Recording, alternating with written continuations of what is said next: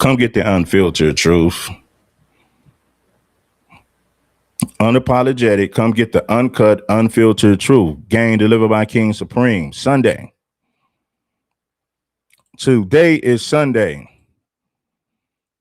Come and get it. Game on a silver platter. Game on a platinum platter. And somebody said, well, why does it matter? Well, sit back and listen, and I'm going to lace your boots. I'm going to lace you with some of this game. Anyway, let's dive into the conversation. It is what it is. Shout out to Scoop. And I know this drama has been going on and on, but then again, this is what people want to hear, so we're going to talk about it. Hit the like button. Go. Shout out to Go Gadget in the building. You already know. What's good, my brother? Holla. What is good, my brother? Holla. True Warrior Scholar. Oh, yeah, man. Hit that like button. Tap on into the game. Mike Bailey.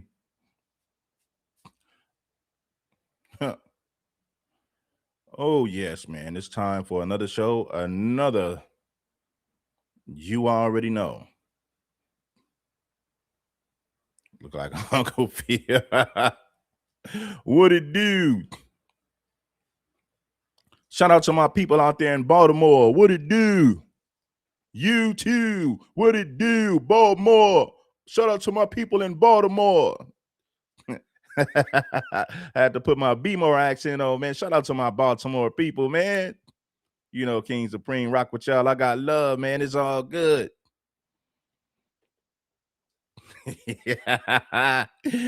Oh, man. Hey, man, I appreciate you guys for tapping in with me this Sunday morning, man. You know what to do. I was sitting back yesterday, man, just peeping the game, peeping the scene to see what's really going on. Shout out to the real. The truth is a bitter pill. Shout out to the real ones.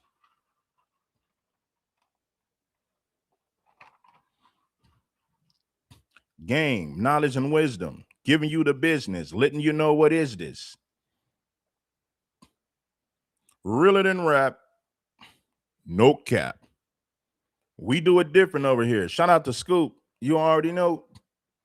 Now, OSHAY the Duke Jackson has made videos about tampon Daniels, and this has been an ongoing thing, that's been going on maybe since what, January. When did Tampon and Corey Holcomb get into it? I believe that was the beginning of January. Had to be the beginning of January. End of December, beginning of January, man, when the whole thing, when all that old drama kicked off, right? So we are here to give you the real. Longmire, what up, man? What up, man? Oh, it ain't nothing, man. We just in the building, man. Trying to get this show trying to get the show on the road, man. First thing.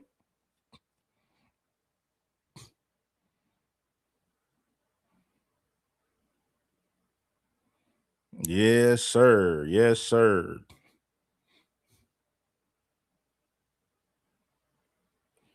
There's there's nobody to fear. The game is here. The game is here. What up, man? Man, I appreciate you, man. Let's get into this, man. OSHAY the Duke Jackson. Soon as we get into the 5-minute mark, man, we're gonna dive into the conversation. We're gonna speak on the situation. Tap in and bless that like button as soon as you slide through. You know, people ask me, Red, where are the original people from the Red Supreme TV One? I said, man, you create new channels. People go, people come. People come and go, man. People come and they go.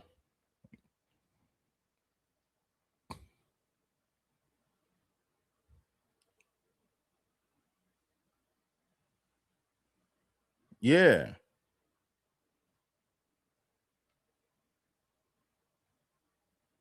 Yeah, man, they come and go. I'm saturated. They're saturated. I'm damn. I was watching some of that Jap, man. I watched Jap podcast the other day, man. That was about, I think he did it 2 months ago, but it was about marriages in the Black community, man. That podcast was hilarious, but it was a whole lot of truths. It was a whole lot of truth dropped in that podcast at the same time. But shout out to Jap, man. Shout out to the House of Nicole. I appreciate your House of Nicole. We got to get it together. Let's get it. But we got a lot of new subscribers, though. That's the thing, man. We got a lot of new subscribers on this channel, and we're going to move forward, man. So it is what it is, man. I appreciate all my new subscribers, and I appreciate the people who's been down with me ever since Red Supreme TV 1. Right? Strange female co-host, Mika. Many others have been focusing on Corey Holcomb, but a lot of attention in the last few days have been coming towards Anton Daniels' wife. Now, Anton Daniels' wife typically stays out of the loop, although she may show up sometimes on the live stream, and that's if he asks her to. But what I feel that Anton Daniels' wife typically likes to do is kind of just be to herself. She will come on camera if he asks her. She's kind of outside of the loop. And again, this is important because she plays that part pretty well. Very similar to like Savannah James. But Anton has been pretty straightforward from what I understand, and I didn't know this until all of this happened, that Anton Daniels is in some level of an open relationship with his wife. So his wife is completely okay with him dating other women. If you married to somebody and they can't tell you like I can tell Rita anything, if I like another girl, if I'm going through something, if I'm not feeling her at the time, if let's just say let's use a worst case scenario in your mind. Yo, you know what? I'm feeling like another chick tomorrow. Damn.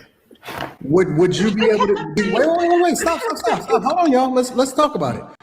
Do you Man, no captivity with Freezy. He got all this. Shout out to Freezy, man. But Freezy has all the documents. Keep in mind, he used to be cool with Tampon, so he remembers a lot of stuff that Tampon say. See, I only get the clips that stand out, but Freezy has a whole lot of receipts on Tampon when it comes to some of the things he says. So yeah, man, they say, man, one of the worst enemies you could have is somebody that was once a friend. The worst enemy you can have is somebody who was once a friend. Why? Because they know a lot of your secrets.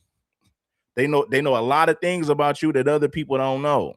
So in reality, they can hit you where it hurts. You think you should be able to do that within your marriage? I'm feeling like another chick tomorrow. Damn. Would you be able to wait, stop.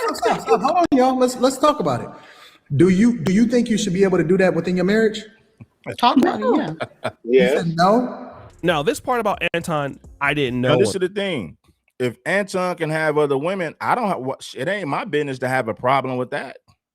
I'm just saying, don't tell people that stop telling people that you're this conservative Christian, but you're living a swingers lifestyle. Just be real. Say, I'm married, but my wife is cool with me having other women. Stop pretending like you're this conservative Christian. You're not.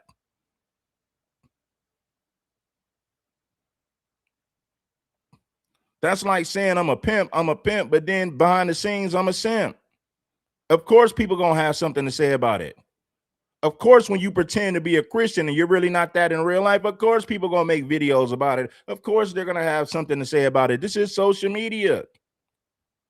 People will use your hypocrisy against you. All I'm saying is this, Anton, just be real about it. Say, listen, man, I'm married, but I like other women.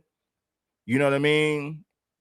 I like having access to, and that's cool. Nobody would have a problem with that. But when you get up here speaking like I'm a Christian first, my Christian values mean more than being a black person. Because you said, well, I'm a Christian before anything. You said I'm a Christian before I'm a black man. Okay, cool. Live up to the standards of Christianity. if that's really what it is. But if it's not, if that's not what it is, stop pretending, stop capping. I'm a Christian first. I'm a Christian before anything. Well, Tampon, what you're doing, the things you're doing clearly goes against your Christian values and morals. If you want to be a player, be a player.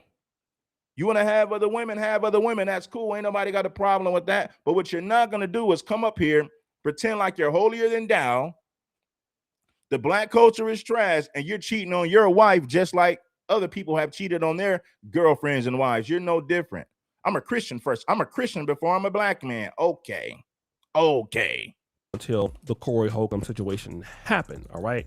And I found that out. But somebody who did understand this more than me was his former colleague, No Captivity with Freezy. If that's the way I felt, and I wanted to talk to her about it, do you think that makes sense? No, it doesn't. Why not? How old is Wait, y'all. So Anton's wife was even screaming, why? Why can't he on another chick, right? Anton said they're definitely not in an open marriage, but she will let him down another chick. Now, this is important because Anton Daniels is a self-professed Christian. He mentions that his faith is a part of his lifestyle. My hero is Jesus, right? So I look at it from a completely different lens. Regardless of where I am in my journey, the person that I pedestalize, and the word is the word. It doesn't change. It's never changed. So I want to talk about men in having more than one wife and being associated with Christianity under the umbrella of... That's true. He said, unfortunately, it's more profitable to live outside of those values. I agree with you. I appreciate you for dropping that. Shout out to the House in the Code, man, because that was real. House in the Code. Unfortunately, it's more profitable to live outside of values. Shout out to the House in the Code. I appreciate you because that was real. See, in the black community, we're tired of fake Christians. We're tired of fake preachers. We're tired of jackleg preachers. Stop pretending that you have all these Christian morals and values and you're doing the same things that other people are doing. But these are the same people that you pretend to be better than. That's all I'm saying. Nobody would have listen, homie. If Tampon would have came out and said, you know what, I got a wife, but you know, I'm still a player. I still have other women. It is what it is. I take care of my woman. If she ain't got if she don't have a problem with it, neither should you. Then we would say, okay, cool.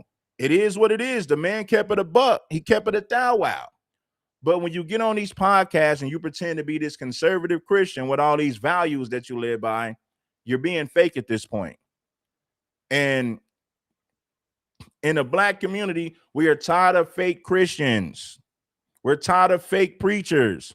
We're tired of people pretending to be this, you know, this outstanding conservative Christian who believes in God, who lives up to the Christian morals and values. We are sick of you fake Christians pretending. Abrahamic faiths. Now, Abrahamic faiths would be Judaism, Islam, and then Christianity. And there are certain evidences, especially in the Old Testament, that allowed a polygyny, or a man with more than one wife, or a concubine. We see it with Abraham had Sarah and Hagar. Jacob had Leah and Rachel. David had several wives. Solomon had many wives, I believe 700 and 300 laws of concubines. And the law of Moses even regulated polygyny, which suggests that it was permitted. And this is the case that some Hebrew Israelites, brother Captain Tazariak, when they're debating some Christians, made this point. So what I'm saying is there's no law forbidding you from having multiple wives. There's laws once you have multiple wives. Yeah, there's laws like if you have two wives and the wife that you hate has your firstborn son, but the wife that you love has your secondborn son, you still got to give your inheritance to the first wife son. Deuteronomy, the 21st chapter, 15 through 17 verse, pretty much says this: if a man has two wives, he must not deny the rights of the firstborn. Exodus 21 and 10, if he takes another wife, he must not deprive the first one of food, clothing, and marital rights. So basically, these are rules in place to protect the first wife biblically. All right. So Anton Daniels having more than one female interest is not really a bad thing, at least in the Old Testament, okay? But now Christianity, which Anton Daniels is a part of, will also lead towards one wife. So New Testament favors monogamy as the standard. Matthew 19:4-5 says, a man shall leave his father and his mother and be united to his wife, and the two shall become one flesh. And this point was also backed up. I mentioned this, man. She's not cool with it. She tolerates it, right? There's a big difference. You know how many women tolerate their men having other women, but if he provides for them, they'll tolerate it. Not that they like it, they'll tolerate it. Why? Because the things that he provides outweighs her feelings in that particular time. So you got a lot of women who are not even married, but they got men that they know their boyfriend got another woman. But if he provides certain things for them, if he provides financially, then they'll look past the fact that he might be cheating on them, right? So we can't look at Anton Daniels' wife. Listen, there's women out there that got boyfriends and husbands, and those dudes are not even providing for them. A lot of women got broke dudes who are cheating on them. So think about it like that. Anton Daniels' wife is going to say, well, at least he provides. He might cheat and have other women, but he makes sure that I'm taken care of. And a lot of women can't say that. Listen, a lot of women are dealing with broke men that's cheating on them. So let's be real. If you would deal with a broke man cheating on you, we know you would tolerate a man with money cheating on you. Yes, there were 4-5 says, a man shall leave his father and his mother and be united to his wife, and the two shall become one flesh.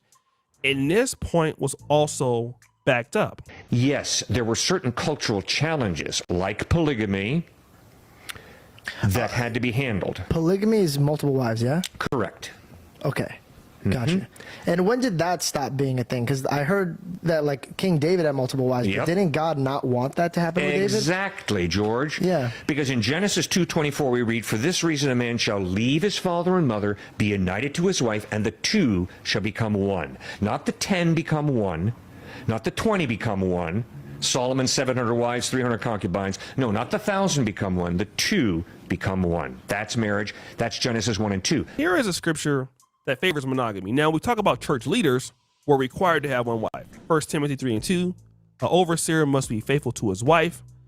An elder must be the husband of one wife. Titus 1:6. Okay, so that's the interpretation. Okay, now the Old Testament, the New Testament, the same guy. All right, so okay, Anton, we can leave it up for debate. Here is the issue with Anton Daniels, is that if Anton Daniels wants to deal with these women, he could deal with them, right? But if he wants to really make a case for this, the reason why he cannot make a case, because we know women cheat a lot. This is why they got all those bodies. This is why a lot of women have more bodies. A lot of women have more bodies than the cemetery. That's the reality of it. But see, this is the thing. Anton Daniels is not going to let his wife sleep with another man. I'm not going to take care of you and another man is piping you down. That's not going to happen. Right?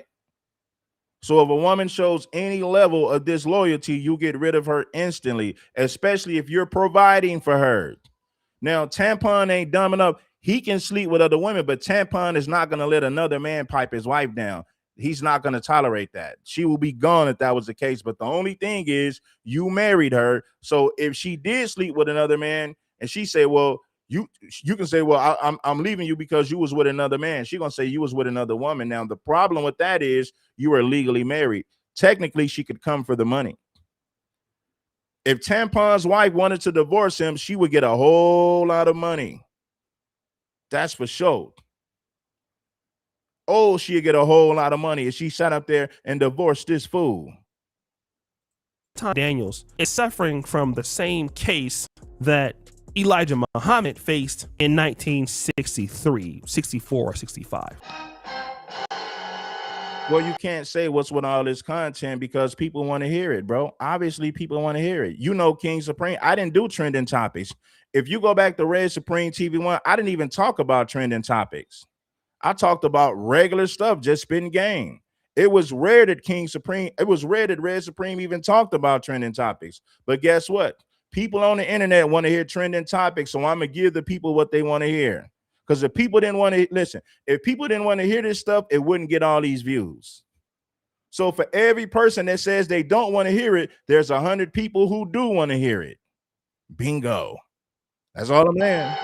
In 1962 or 63, Minister Malcolm X was the national speaker of the Nation of Islam. He would literally listen, homie, for every one person who says they don't want to hear it, there's 100 people who do want to hear it. The majority wins every time. Here is the issue with Anton Daniels, is that if Anton Daniels wants to deal with these women, he could deal with them, right? But if he wants to really make a case for this, the reason why he cannot make a case, because Anton Daniels is suffering from the same case that Elijah Muhammad faced in 1963, 64, or 65. In 1962 or 63, Minister Malcolm X was the national speaker of the Nation of Islam. Listen, those people in the comment section complaining, talking about what they want to hear. I don't even pay them no attention. I'm not going to block you because I'm not even paying you attention like that. I see what you're saying, but no, it doesn't really matter. Say what you say. I don't know why people feel the need to hop in the comment section and tell me what they don't want to hear. Why listen? Listen, if you don't want to hear it, why are you listening now? Why are you typing in the comment section if you don't want to hear this? When people make videos that I don't want to hear, I don't watch it. I damn sure don't get in the comment section and express my dislike of the content. I just listen to something else. But anyway, keep typing. I don't mind. Keep typing. Let's get it. Daniels is suffering from the same case that Elijah Muhammad faced in 1963. Oh, let's go back. Let's go back right here. Let's go right back. Hit the like button. Shall become one. Not the 10 become one. Not the 20 become one. Solomon's 700 wives, 300 concubines. No, not the 1,000 become one. The 2 become one. That's marriage. That's Genesis 1 and 2. Here is a scripture that favors monogamy. Now, we talk about church leaders were required to have one wife. 1 Timothy 3 and 2. An overseer must be faithful to his wife. An elder must be the husband of one wife. Titus 1 and 6. Okay. So that's the interpretation. Okay. Now the Old Testament, the New Testament, the same guy. All right. So, okay. Anton, we can leave it up for debate. Here is the issue with Anton Daniels, is that if Anton Daniels wants to deal with these women, he could deal with them, right? But if he wants to really make a case for this, the reason why he cannot make a case, because Anton Daniels is suffering from the same case that Elijah Muhammad faced in 1963, 64, or 65. In 1962 or 63, Minister Malcolm X was the national speaker of the Nation of Islam. He would literally be silenced later on that year in 63 because of what he said about John F. Kennedy. But he found out something that broke his spirit, which is that the Honorable Elijah Muhammad had gotten several women inside the Nations of Islam pregnant. And he had upwards, at the minimum I know about, is 7 kids. But he had women who were secretaries who were working for him, and they had gotten pregnant. Now, once these women gotten pregnant, once he impregnated these women, he then kicked these women out of the Nation of Islam, basically shaming these women after he is the one responsible for them getting pregnant. Now, Elijah Muhammad would lie about this and say that this is not true. But in the 90s, Louis Farrakhan would come out and say that this actually happened, and then he restored those women and called them the wives of Elijah Muhammad during Savior's Day in the 90s. So we know that this is actually true. But here is the point that Malcolm X made. Well, these revelations that you are now making about Elijah Muhammad, what effect should they have on his following? Well, I very much doubt that any of his followers who really are aware of what he has done will continue to follow him. He may try and justify it by saying that he's a Muslim, and that a Muslim has a right to these wives. If this were the case, these sisters should not have been humiliated. These sisters have been looked upon for the past 5 years, or 6 years, or 7 years as being guilty of having committed fornication. They have been debased. They have been degraded. I have heard him himself refer to them as having disgraced him. So if they were his wives, he should have given them a position of respect so that all of his followers would respect them and that they would have the protection of his. Tampon don't have multiple wives. Tampon got 304s on the side. Tampon don't have multiple wives. He's cheating with 304s on the side. Followers today. So the point that Malcolm X is saying is, listen, if you are going to say that you are the new Muhammad, if you are the new Moses, that's the case Elijah Muhammad was making, that he should be allowed to do these things while he was telling others to not do them, then the point that Malcolm X makes here is why. That's a good point right there. When you think about it, well, content creators make content with what other people are saying, right? If that's the case, why don't you just shut up and listen to the content? Why come to my comment section complaining about the way that I do content? You guys are goofy. You guys are goofy, man.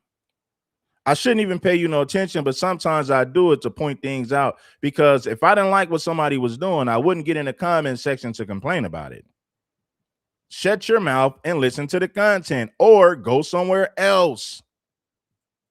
Of his followers today. So the point that Malcolm X is saying is, listen, if you are going to say that you are the new Muhammad, if you are the new Moses, that's the case Elijah Muhammad was making, that he should be allowed to do these things while he was telling others to not do them, then the point that Malcolm X makes here is, why do you not formalize it, right? You should formalize these women. You should claim these women publicly as your wife, and you are not claiming these women publicly as your wife. So therefore, what you're doing is hypocritical. And this is the same thing. What you're doing is hypocritical. It's always somebody with 2 left shoes on with a red nose and a curly wig calling somebody goofy. Well, hey, man, you got all these gang goofy Gilligans with 2 left shoes on with a red nose and a curly wig, got the nerve to call somebody else goofy when they the main ones running the damn circus.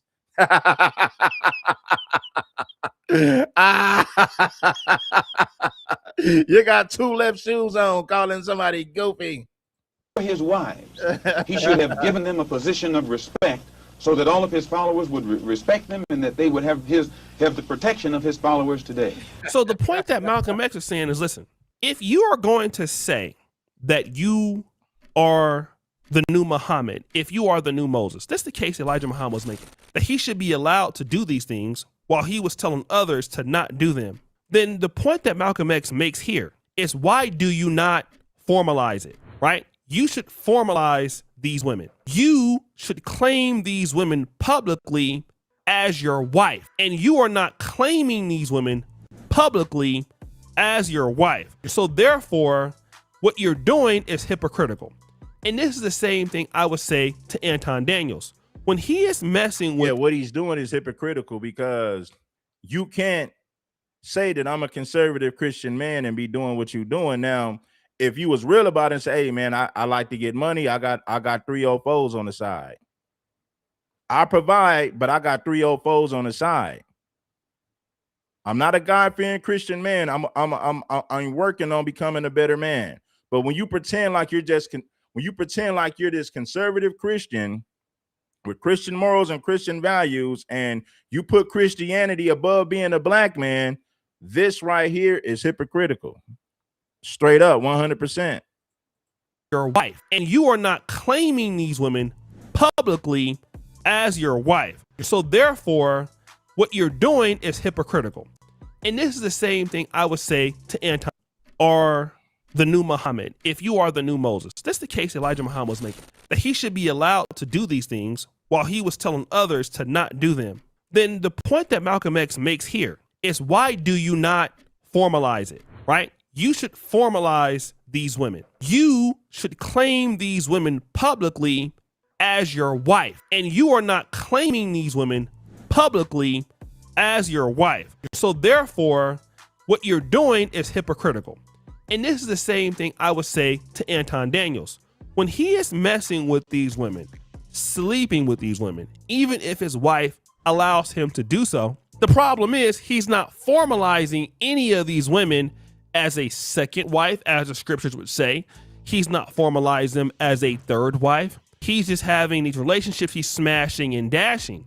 So he's out of the faith because what he's doing now is adultery. Now, if Anton Daniels were to say, I have 2 wives, I have 3 wives, I have a 4th wife.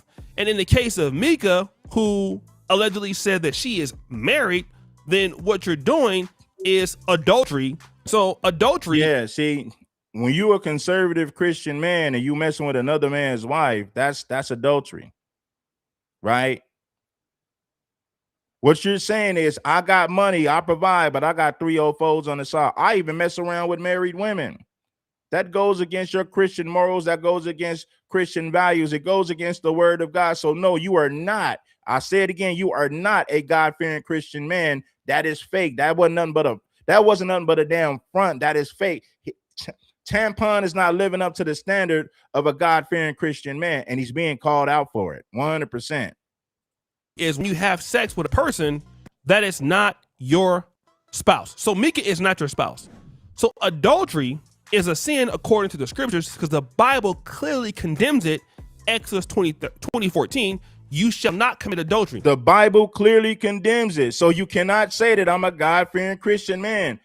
Tampon would have been better off saying, I got money, I provide, but I like to have 3 old foes on the side. Nobody would have a problem with that. We would say, hey, that it is what it is. But when you say I'm a God-fearing Christian man and I'm a conservative, you're a hypocrite. You're fake and phony. That's the reality.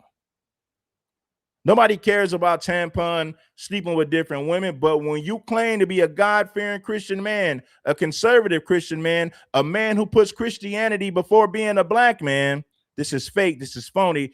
Clearly, this is hypocrisy, and we're calling it out every chance we get.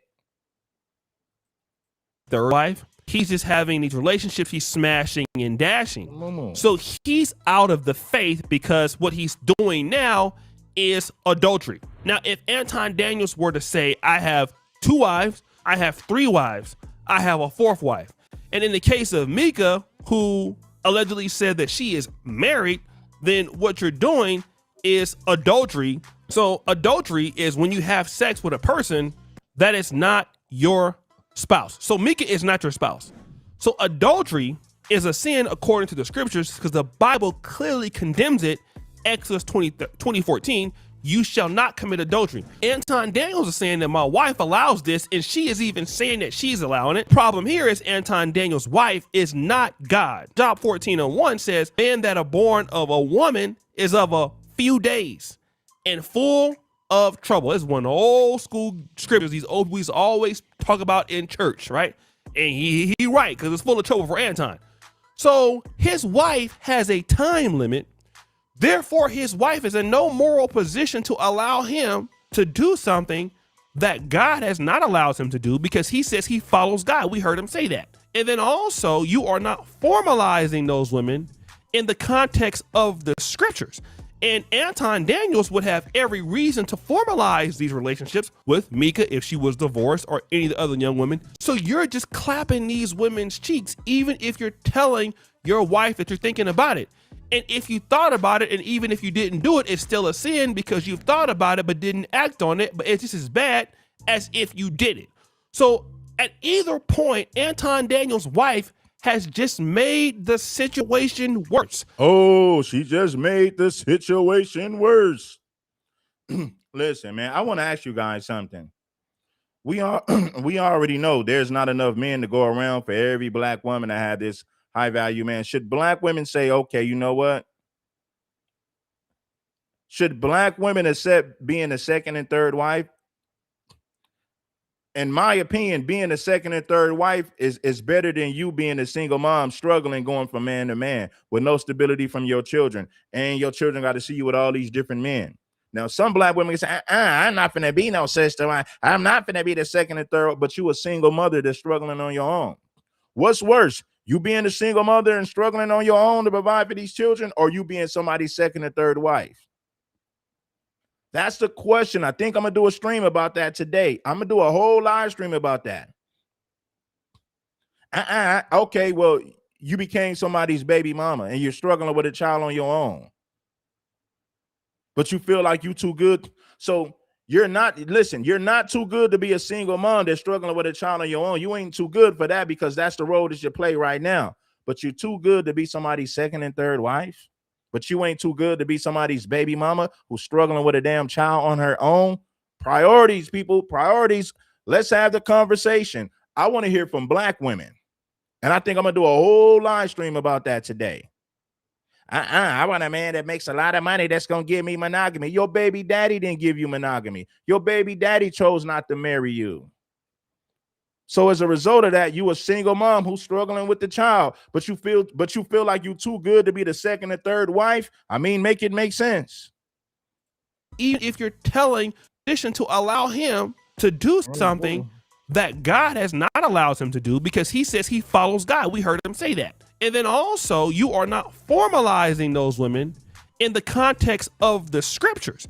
And Anton Daniels would have every reason to formalize these relationships with Mika if she was divorced or any of the other young women. So you're just clapping these women. So you ain't too good to be a single mom that's struggling with a child on your own, but you too good to be somebody's second or third wife. Man, that's crazy. In reality, that is crazy. Men's cheeks, even if you're telling your wife that you're thinking about it. And if you thought about it, and even if you didn't do it, it's still a sin because you've thought about it but didn't act on it. But it's just as bad as if you did it. So at either point, Anton Daniels' wife has just made the situation worse. She is not living a lifestyle of a godly woman. He is not living a lifestyle of a godly man according to his own scriptures. Even an atheist could use this against him and beat him pretty soundly.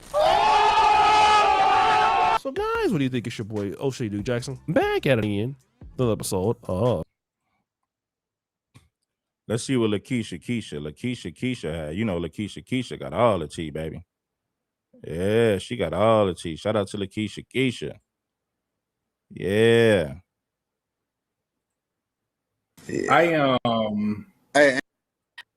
Games.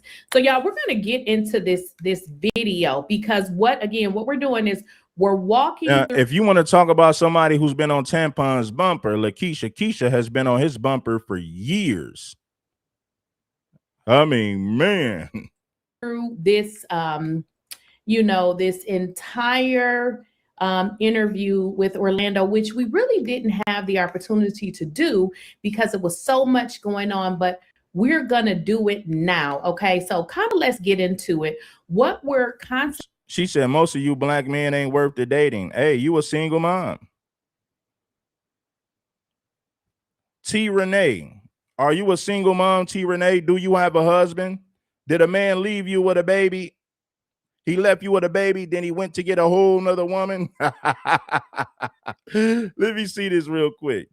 Let's get back to the content. Bless the like button. Concentrating on, in this particular video is still husband don't know Anton. She makes up a bunch of excuses, but I'm going to show y'all a bunch of clips again as to why you don't want your husband to meet Anton.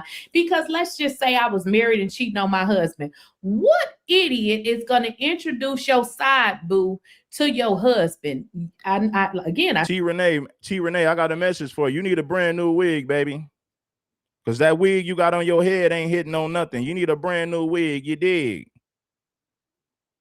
I'm going to send you a brand new wig from Temu. It'll be all right. It'll be all right. The sun is shining bright. It'll be all right.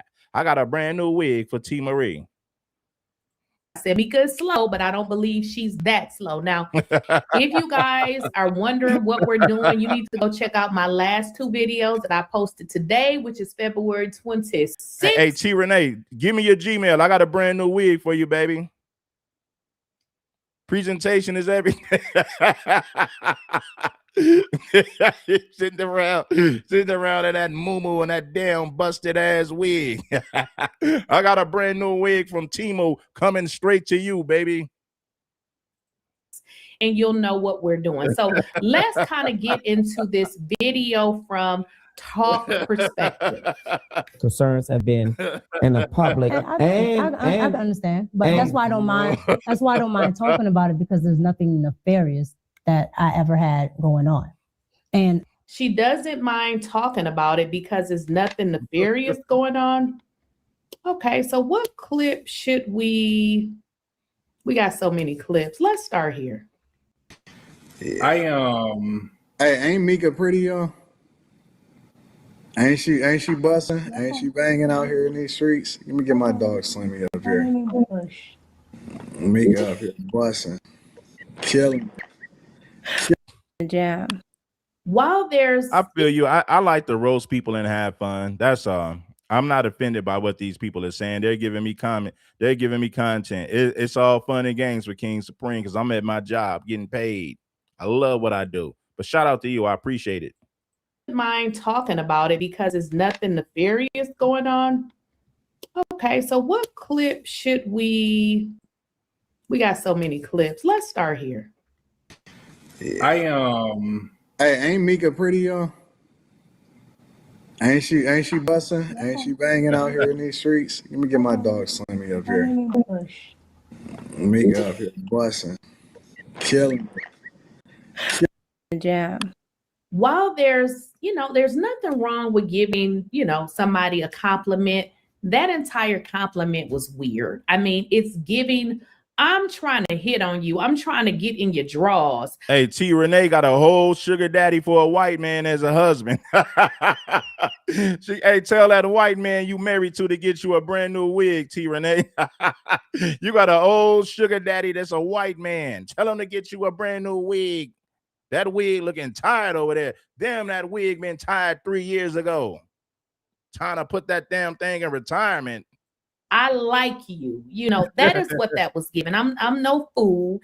Don't get into, he's just giving her a compliment. No, that wasn't a compliment. That was something else. She knew it was something else because she couldn't even stare him in the face. She's giggling like a high school girl off to the side.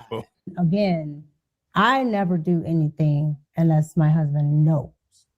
So your husband knew that you were going to this business meeting. My husband knew that I was where I was. No, that's not. She's saying that her husband knew she was going to a game that she calls a business meeting that she didn't get no business from because she's still struggling with subscribers and still, I don't understand why is it that people, literally come onto YouTube and think they can get on all these platforms and make a whole bunch of subs. Get your lazy ass on here and work. If you put out the content, you will start to get people. You can't expect to put out content and think 1 million people gonna watch it. Like it's stair steps, it's levels to this shit. So she's talking about she went to a game to meet people. It's a business meeting. Girl, listen, I only go to business meetings when it's a 99.9% chance that I'm gonna get the business. Shout out to Alexandria for the Cash App. Shout out to Lions Dollars for the Cash App. Shout out to Scoop for the Cash App. Shout out to Marcus for the Cash App. Let's get some more people to bless that like button and the Cash App, if you will. Bless the like button. It ain't nothing. Make sure that you support the Cash App in a major way. I know we got a lot of hate watchers, but we're going to continue to elevate. Let's get that straight. Business. So you went Mika been doing so much, being on Anton panels, allegedly sleeping. Let me say this, man, and I know a lot of people in the FBA community don't want to hear this, but then again, you got some people who do. A lot of these women become conscious, and some of these women were ran through by white men. So you want to talk about black empowerment after you then took a white penis? You made a white man your master. Now that that white man has abandoned you, now you want to come to the FBA community with your fists in the air, pretending to be conscious and pro-black. After white zaddy then ran all the way through you. The white man laughed. Listen, one thing that a white man laughs at is when he see a lot of these chicks that they didn't ran through. Oh, she can be pro-black and conscious now. You just submitted to a white penis. But now all of a sudden you were conscious. White men laugh at these bed wenches, man. They say, look at this woman. She's so pro-black. You just had a whole white penis not too long ago. Now all of a sudden you're conscious. You're a foundational black American and you're a pro-black. All of a sudden, man, them white men be laughing at these bed wenches, bruh. Anton, allegedly probably sleeping with his wife, Hey, man, all to still have about the same subscribers that she started with. Let's be very clear with language. So I want to be clear with my question. Okay. Did your husband know that after the show, the interview was over, you were going to a basketball, not a basketball, you were going to a meet?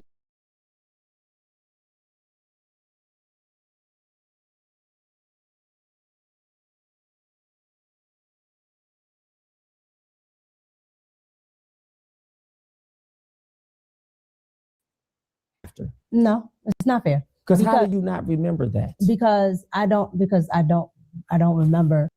How do you not remember something like that? This lady does not behave like a married woman. And I know y'all keep saying a woman is not married. She is married. Her husband. Listen, brothers, when you get with these black women that's in the conscious FBA community, ask them, how many white men have you dated a white man? But don't ask them like you're trying to condemn them. Say it jokingly in a joking matter so that she'll be honest with you. Because if you school her, if you grew, you been with a white man, she gonna lie about it. But if you ask her,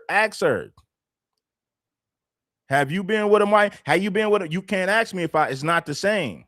White men who promoted white supremacy still slept with black women. Because when you're sleeping with a woman, you are dominating that woman. So she can't say, you slept with white women. Yes, I got swallowed up by some Beckys. You're damn right. You're damn right. It's my job to conquer the white woman. Since the white man been sleeping with the black woman since the inception of America, the United States of America, that is. White men who practice white supremacy still had sex with black women. It goes all the way back to slavery. That didn't stop just because the white man had access to a black woman's vagina didn't stop him from practicing racism and white supremacy. Husband is older than her. I would say probably, I believe by at least 10 years. It could be a little more, but the lady is in fact married. I know some of y'all like, well, damn, this is crazy. Who would do this?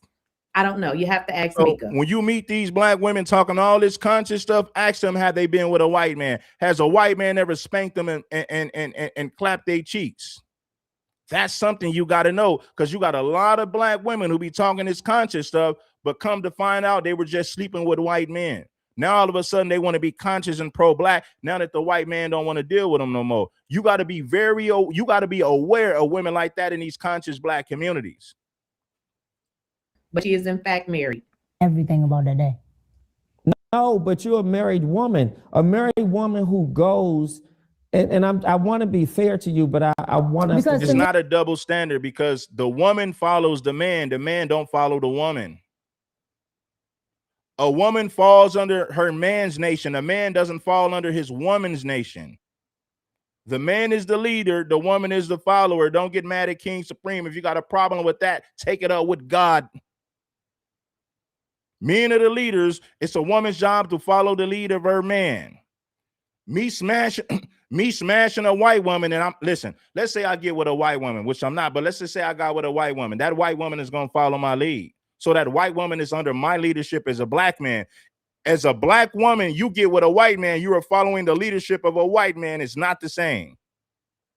If I'm smashing a white woman and she's following my lead, it's not the same as you getting smashed by a white man and following his lead. Totally different. And if you don't understand that, then maybe you're too slow for the conversation. That goes for anybody, nobody in particular. I don't know why women think that us sleeping with women is the same as them sleeping with a man. What makes these females think it's the same? Feminism is why they think it's the same. Why? Because in their mind, equality. Ain't no damn equality between men and women. Men are the leaders, women are the followers. You submit to your damn man. And if you got a problem with that, take it up with God. I didn't make the rules. I'm just the damn messenger. Because to me, everything that I'm doing is business. So again, But a married woman, Everything she does is business, but you're still struggling as you was 2 years ago. So I understand in 2 years you ain't gonna be, up to 1 million subs, but you ain't got none. Like you literally out here struggling like you just started. So I don't understand what is the business when you don't have no business. I think Tasha K said she ain't got no motion. You ain't got no motion. doesn't forget if she told her husband she went somewhere because before or after. No, you're trying to pinpoint a time frame, and I'm telling you, I don't remember my time frame. Not a time frame. I tell my husband every.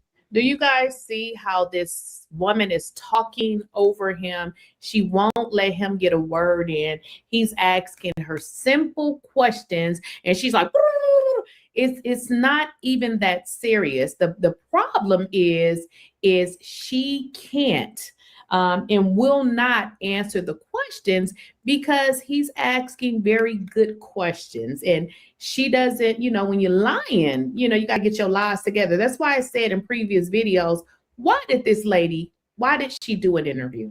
Husband knew. And a final thing. This interview only exposed her more. This interview didn't make Mika look good. She was exposed in his interview. You said was, you posted the picture. Correct. I have nothing further. Is that fair? That's fair. Next picture. I was flabbergasted by this picture. Okay. So let's get into this picture. Okay. This picture, and hopefully you guys can see it, zoom in. This is a basic, I know we got a lot of hate watchers over here, but as long as I'm getting the views and YouTube is promoting it through the algorithm, it's all good. But if you're rocking with the content, the least you can do is bless the like button. If you ain't going to support the Cash App or the Super Chat, the least you can damn do is bless the like button with your lazy ass. I wouldn't say basic, but she edited this picture, and what she did was she took off his hand off of her waist, which I did not originally notice until another content creator called it out. Now let's kind of get into the real picture so I can show you guys what she did and you can actually see the actual picture. Now this is that actual picture. What she seemed to edit it out was his hands off her waist, which in all honesty, if you really look at Orlando's picture, you would be wondering, like I saw. If I was Tampon, I would have my hand on the booty. Yeah. If I was Tampon, I would have my hand on the booty. Cuffing them cookies, hand on the booty. That's what I'd be doing if I was Tampon. You're damn right. People in the chat like, where's his hand? You would be able to see his hand somewhere, but she edited his hand from off of her waist. So the picture that she provided Orlando with is everything pretty much as how it is, but his hand off her waist. So this lady went on this platform lying. Orlando obviously didn't go to the internet and research the picture because I'm sure he didn't think that he needed to, but this is how you know this woman was being deceitful and she was lying, and something definitely nefarious, as she says, was happening between the two of them to the point that she felt like she needed to go and edit this picture out because she edited his hand from off of her waist. Now let's switch gears and get back into the interview.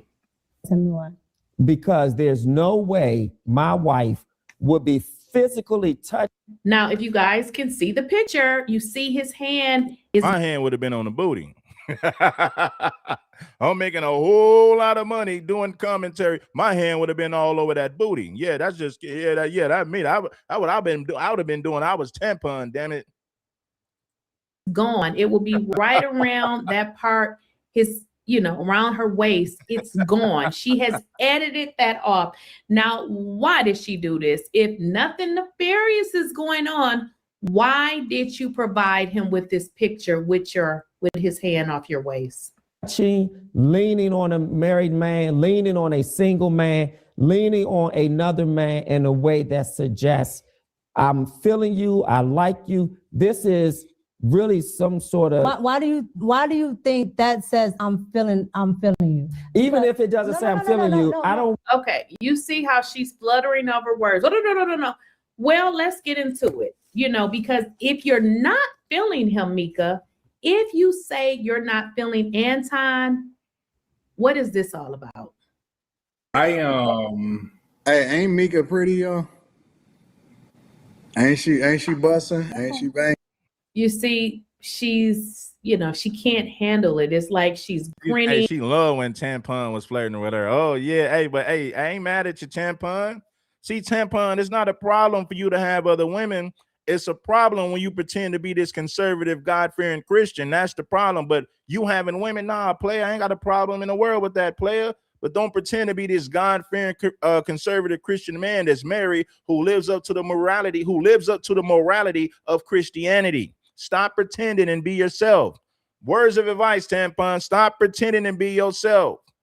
You like to have sex with 304s just like the rest of the bros. You love having sex with 304s just like the rest of the bros. You ain't no damn God-fearing Christian man. That is a bold-faced lie. You like Tampon loves fornication and sexual relations with 304s just like the rest of the bros. It's like, it's weird. This is a married woman. So why are you so emotional about what another man that ain't your husband saying that you pretty? Like, it's weird. Hanging out here in these streets. Let me get my dog Slimmy up here. Mika up here busting. There's nothing nefarious at all. What about this one? They've been looking forward to hearing from you. I gotta check in with you real quick because What's up? They've been looking forward to hearing from you. I gotta check in with you real quick because you've been out partying since you've been away from your second home. I have not been well, yes, I have. I have a little bit. Where'd it was fun though. Where'd you? What's up? She's been partying. But if you guys pay attention to what Anton said, Tampon be flirting with that. Hey, I ain't mad at Tampon for flirting with Mika. I'll be flirting with Mika too. She's sexy. She got a nice booty. She's a cutie. If I was Tampon, my hand would have been all over the booty in that picture. You dig? She's been partying since she's been away from her second home. Now, the most interesting part about that, y'all, excuse me, I'm looking at my notes.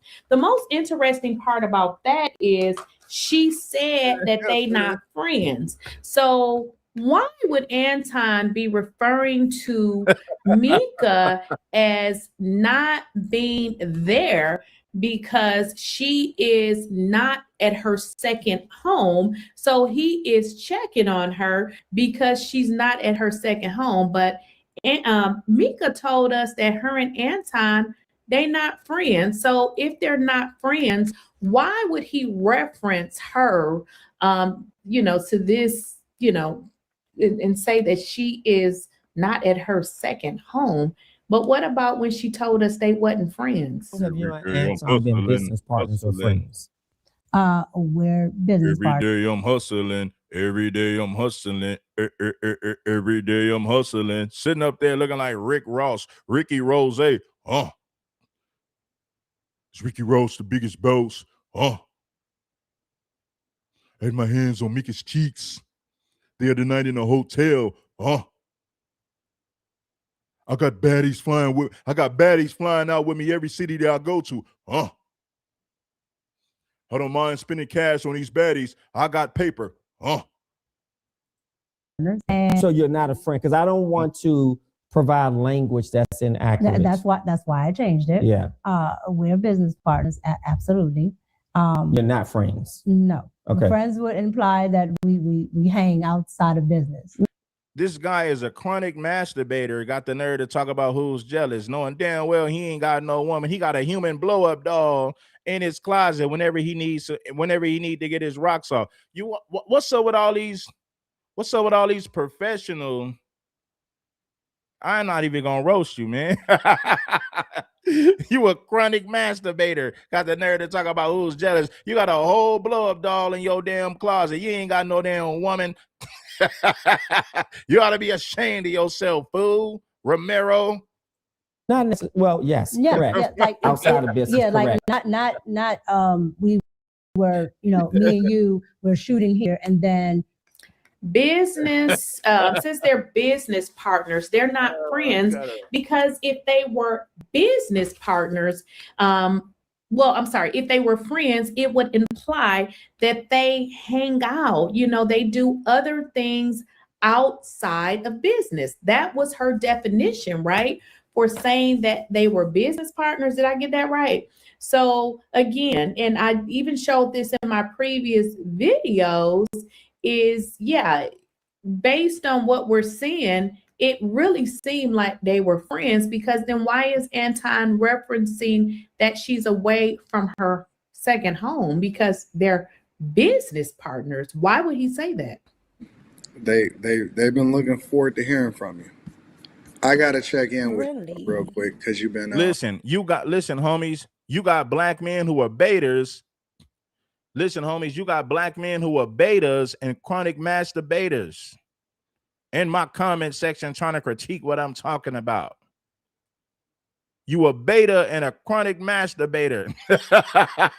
Got the nerve to be trying to critique my damn commentary. It is hilarious. It is funny. Anyway, let's get back to the content.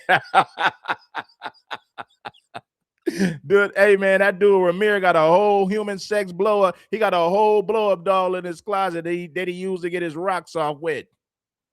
You want to talk about betas and chronic masturbators, all in the comment section, twerking and dancing. Make sure that you bless that like button, Ramir. You've been out partying since you've been away from your second home. I have not been oh yes, I have. I have a little bit. Where'd it was you fun go? though. Where'd you? Okay, so that's, he's telling you that you're away from your second home. But again, they're not friends. And, again, the picture is edited. Let's switch gears and get back into. Ramir, I gave my opinion from what I see. You a beta and a chronic masturbator that's giving your opinion. It's all gravy, homie. You gave your opinion, I just gave mine. You a beta and a chronic masturbator. You're looking like a certified hater. Got the nerve to have a problem with my commentary. Well, I just call it a hard seat. Well, I call it hard seat. You got a whole human sex doll at your. You got a whole sex doll at your crib, big dog. You got KY jelly. You got all type of lubricants and baby oil all over the bedroom, and you ain't got no damn woman. You got a damn blow-up doll for sex. You got a whole blow-up doll for sex. Husband knew. And the final thing you said was, you posted the picture. Correct. I have nothing further. Is that fair? That's fair. Next picture. I was flabbergasted by this picture. Okay, tell me why. Because there's no way my wife would be physically touching, leaning on a married man, leaning on a single man, leaning on another man in a way that suggests I'm feeling you, I like you. This is really some sort of. Why do you think that says I'm feeling you? Even if it doesn't say I'm feeling you, I don't want my wife. Why do you think? Yeah. Why do you think that suggests that I'm feeling you? Because okay, let's hold on. The reason why I'm asking you, the reason why I'm asking you is I have tons of pictures of our former co-hosts. Yep. With the same lean, everything. But here's the difference. Hold on. Yes. And that person is also a male. All right. And we have a working relationship, and it's the same exact type of picture. But here's the disrespect. Now, she says she has taken a picture before with people she has worked with, and it's the same type of picture, but the picture was edited, removing his hand off of her waist. Okay. This is a married man that you are physically leaning into. I'm not leaning into. That to me, I'm not leaning into. to me, I'm not leaning into. So she goes on with this crazy, deranged reply. She's not leaning into him. You most definitely are leaning into him. Not only are you leaning into him, you edited the picture. let me, and here's my perspective of it. There's a gap between it, but I'm looking at how you have a smile on your face. This is just my perspective. Your eyes look seductive, just my perspective. And your arm is relaxed on his upper shoulder. Correct. And I would never imagine a married woman leaning on a business male partner that way. That to me is inappropriate. That's if you were my wife, I would have a serious problem. My problem would be so serious, you would have to probably extinguish your contract with him. Okay. Well said, Orlando. Well, we're not done because, again, she disputes this picture of her and, Anton, and basically says that the picture is appropriate, but the picture was edited. So Orlando did not actually see the correct picture because she edited his hand off her waist. Talking about at the studio. Oh, okay. Is that what time y'all gonna do it? Yeah, at 7. So I mean, come a little bit before 7. But yes. All right. That's a bit. No, I get That's in a bit. at 4:30. You usually get in early, way earlier than that. I get in. So what you guys are hearing, them arranging for her to come to Detroit again. Keep in mind, she only goes to Detroit when they're creating content.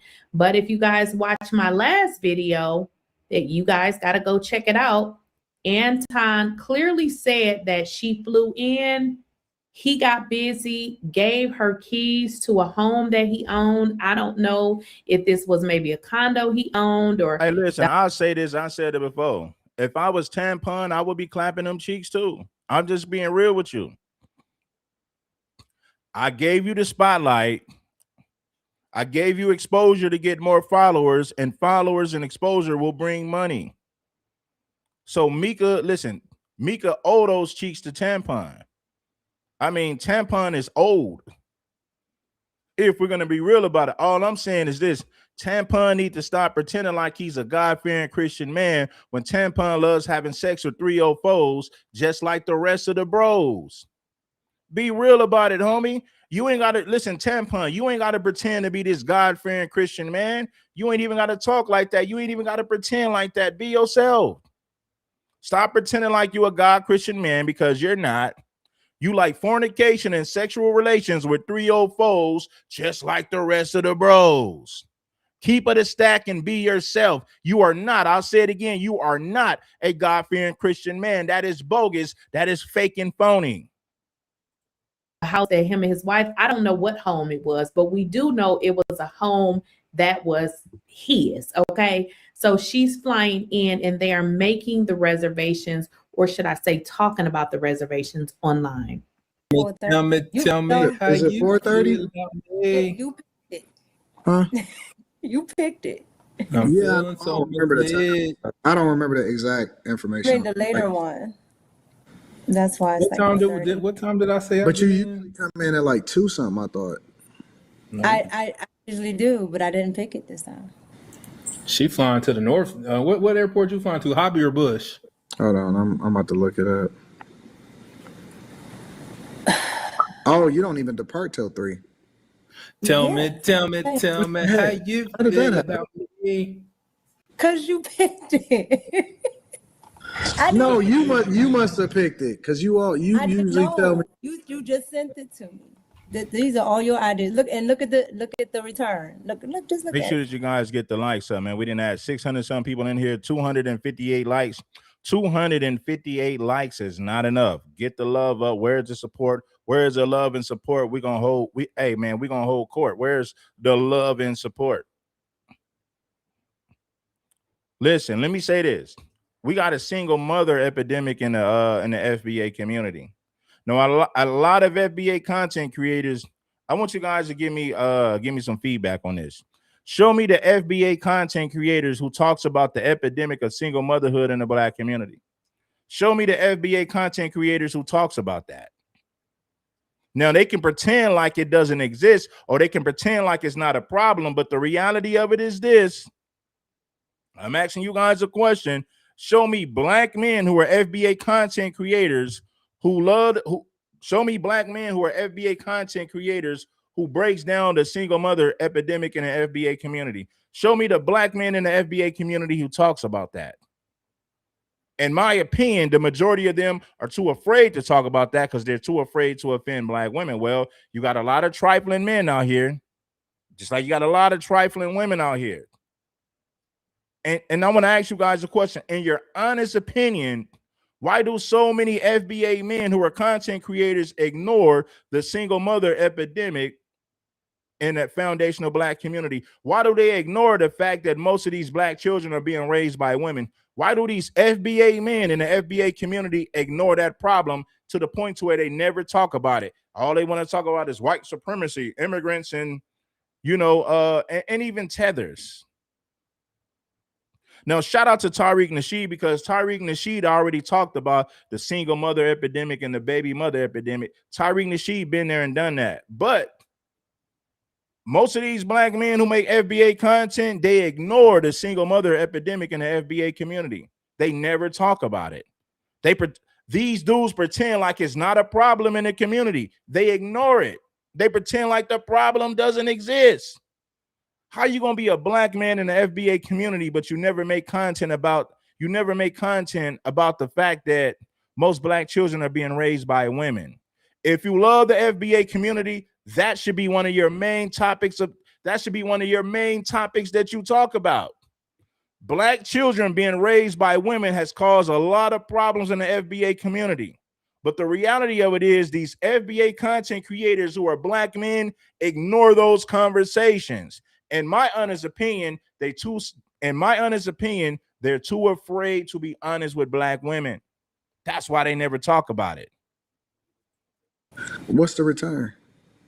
11. But we could change it. We could return. I get in Houston at 9:45 on the night of the 26th, and I leave at 4:10 on Sunday. Well, no, this is her coming in tomorrow. Yeah, the Detroit. Oh, okay. Yeah. Tariq already talked about that. I'm talking about these new guys that make FBA content. They never talk about the single mother epidemic in the community. They pretend like it's not a problem. Those are the guys I'm talking about. Those are stupid. If most children in the FBA community are being raised by women, now you understand the problem, because women were not created to lead. Women were not created to be leaders. That is not their position. When you think about that, you say, well, I see why the community has so many problems. Most of these households are being led by women. Do you know a lot of Black men out here, their idea of what a real man is came from a woman? It didn't come from their father. It didn't come from a male figure. Their idea of what a real man is came from a woman. Why? Because they was raised in a single mother-led household. That is a major problem in the FBA community. I'm not saying to let Black men off the hook. I'm not saying let Black women off of the hook. But at some point, we have to discuss what affects our community. Ignoring the single mother epidemic is crazy. Ignoring the fact that the majority of FBA children are being raised by women is a major problem, and a lot of these men ignore that conversation. On a flight. How is it stupid? Because that's too early. In the afternoon? Kim was in Detroit yesterday, she said. Yeah, I know. What's it called? Romulus? Yeah, I know. You got a clown that just said this is an FBA hate page. How is this an FBA hate page when I speak on things that affects our community? Only an idiot would say that this is an FBA hate page. Bringing up the single mother epidemic in the FBA community is considered hate. How dumb are we, people? Are we that dumb? I guess the truth is considered hate. That's how slow people are in today's society. Pointing out the problem is considered hate. Well, damn it, something is wrong with you people. Discussing the issues that affect foundational Black American, which is one of the main one is single mother-led homes. That is considered hatred for pointing out the obvious. My God, some of you people are just stupid. You don't deserve to be typing in the comment section. Some people are that slow. You shouldn't be talking about that. We need to ignore that. Well, last time I checked, when you ignore a sickness, it gets worse. It don't get better. Ignoring a sickness makes the situation worse. It'll never get better. Well, I'll just ignore it and pretend like it's not happening, and maybe the problem will just go away. That's not how it works. When you ignore a sickness, it gets worse. It doesn't get better. The single mother epidemic in the Black community is a major problem.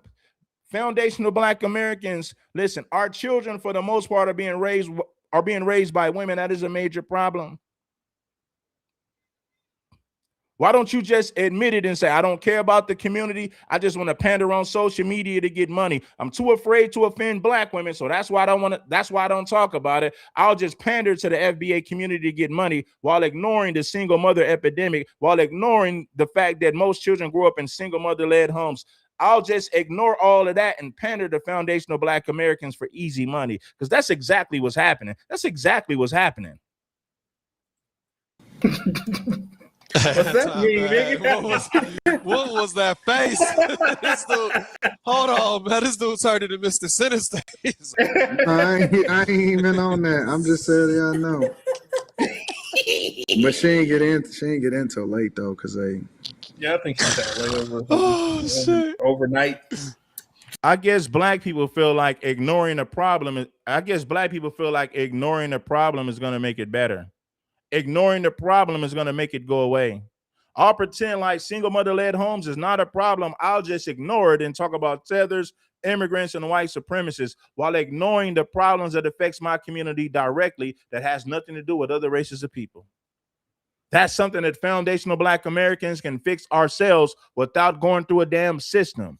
The point is, the overwhelming majority of these FBA men who are content creators ignore that conversation. Why? Because they're too afraid to offend Black women. In reality, these guys are conscious simps. We got a whole lot of conscious simps in the Black community who won't address the main problem.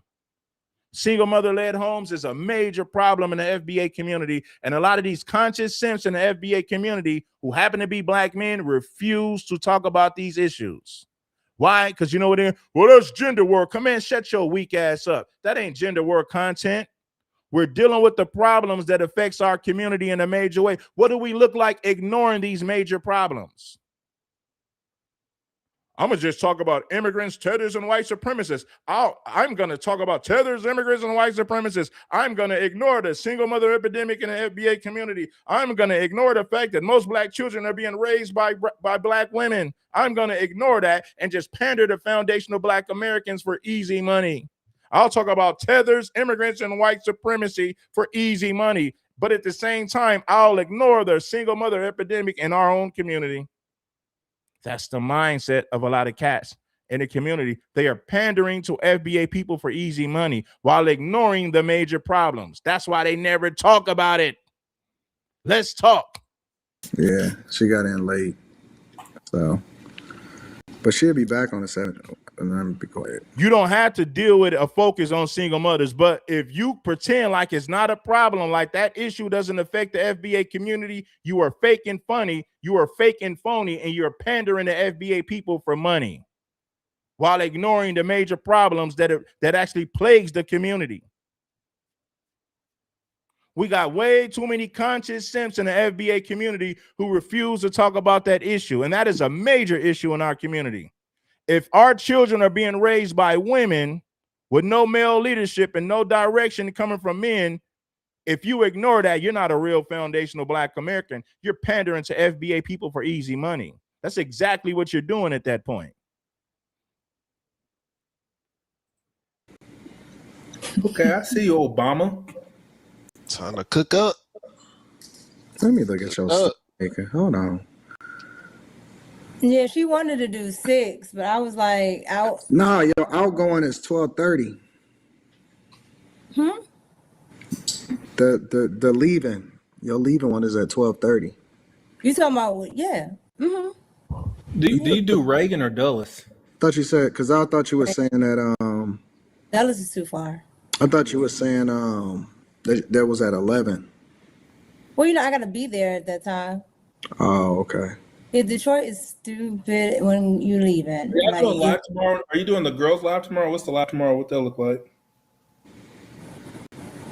What y'all going live tomorrow from in person? We gonna be live like this, except for Mika gonna be here with me. Okay. Normal stuff. I guess I can get Kim and I can put her in the background. Kim gonna be with you? She can be. Yeah, man. I'm sick of these conscious simps in the black community and the FBA community. They talk about tethers, immigrants, and white supremacists every day while ignoring the single motherhood epidemic, while ignoring the fact that most FBA children are being raised and led by women. You got beta males in the FBA community who are too afraid to address that issue. And I think you guys know who they are. Because you're going to say, hold on. You're not going to talk about what affects our community. And that's a problem that we can fix ourselves. We ain't got to go through no white man. We ain't got to go through no system to fix that problem. All it requires is some discipline and acknowledgement. Acknowledge the problem, have better understanding, and let's approach the situation in a better way. I'm going to ignore the fact that most FBA children are being raised by women. I'm going to sit up there and ignore that, which is what most of these black men who are FBA content creators do. They ignore it and never talk about it and pretend like it's not a major issue in our community. Sing it. Go ahead, sing it, Quinn. Tell me. You got black men creating children that they don't want to take care of, and you got black women who will spread their legs and have a baby with a man that don't want to marry them, and he don't even want the damn children. So what do we say about the black women who have children by men who don't want them? They have children. They don't require marriage before they have children. Then you got beta males who create babies that they don't want to take care of. They don't want the women or the children, but they still create the babies. That's a major problem in our community. That ain't got nothing to do with no white man. That's an inside problem that we need to fix. You being reckless and irresponsible ain't the white man's problem. Let me say it again. You being reckless and irresponsible ain't the white man's problem. I'm speaking to the black man. I'm speaking to the black woman. I'm speaking of foundational black Americans. You being reckless with your reproductive organs ain't the white man's problem. That's something that your black ass can fix on your own personal time. You can't blame the white man for it. Blame your damn self. The white man didn't force you to impregnate those women. Black women, the white man didn't force you to spread your legs to Pookie. That's the reality. How you feel about me? So pretty much, guys, the part that I wanted you all to hear, you heard. They are talking about their flight reservations. Now, in the next clip, I'm going to let you guys see. It's actually a little bit weird, but what it shows is that, well, let's just play the video because I don't know what it'll show for you, but you know what got people in the comments say, well, not me, there's people in my family. I'm not talking about your family. I'm talking about what affects the community by the majority. Stop using anecdotal experiences to try to make it seem like what I'm saying somehow ain't true. This right here affects the majority of foundational black Americans. Of course, we got some foundational black Americans who are married that have families. Of course, those people exist. I got people like that in my family. I'm talking about what affects the majority of FBA people. That's what I'm talking about. Well, my family. Shut up, fool! I ain't talking about your family. I'm talking about I'm talking about what represents the majority in our community. The overwhelming majority of children in the FBA community are being raised and led by women. That is a major problem. Well, I know it's a major problem, but I'm going to just talk about immigrants, terrorists, and white supremacists. I don't want to talk about the real problems that we can actually fix. I don't want to talk about that. I'm just going to pander to the FBA community for easy money. I'm not going to talk about the single motherhood epidemic. I'm not going to talk about the fact that children in our community are being raised and led by women. I'm going to sit up there and ignore all of that and talk about immigrants, terrorists, and white supremacists every damn video, every damn live stream, while ignoring the problems that we can fix ourselves in the FBA community. I called it out a long time ago. What it proved to me was something totally. Nigga, I don't talk all the time, niggas. What's the fuck y'all mean? All right, Quentin, I got a question for you. Would you talk? Okay. Would you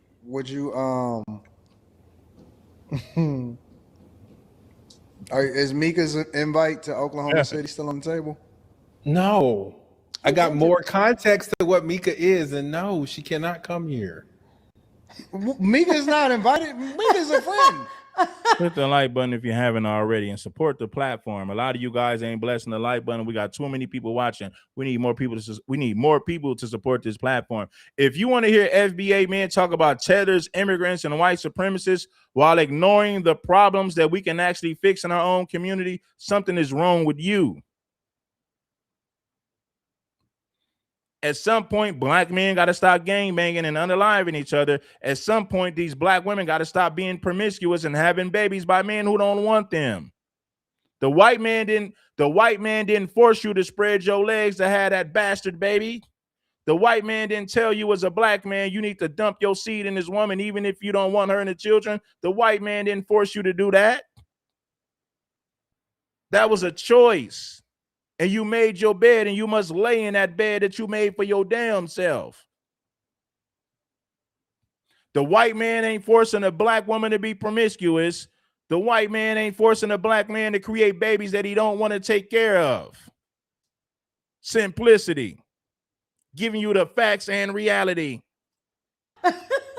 Why she can't come? I don't understand. Because initially I had bad intentions for Mika, and it was just going to start out with the basketball game.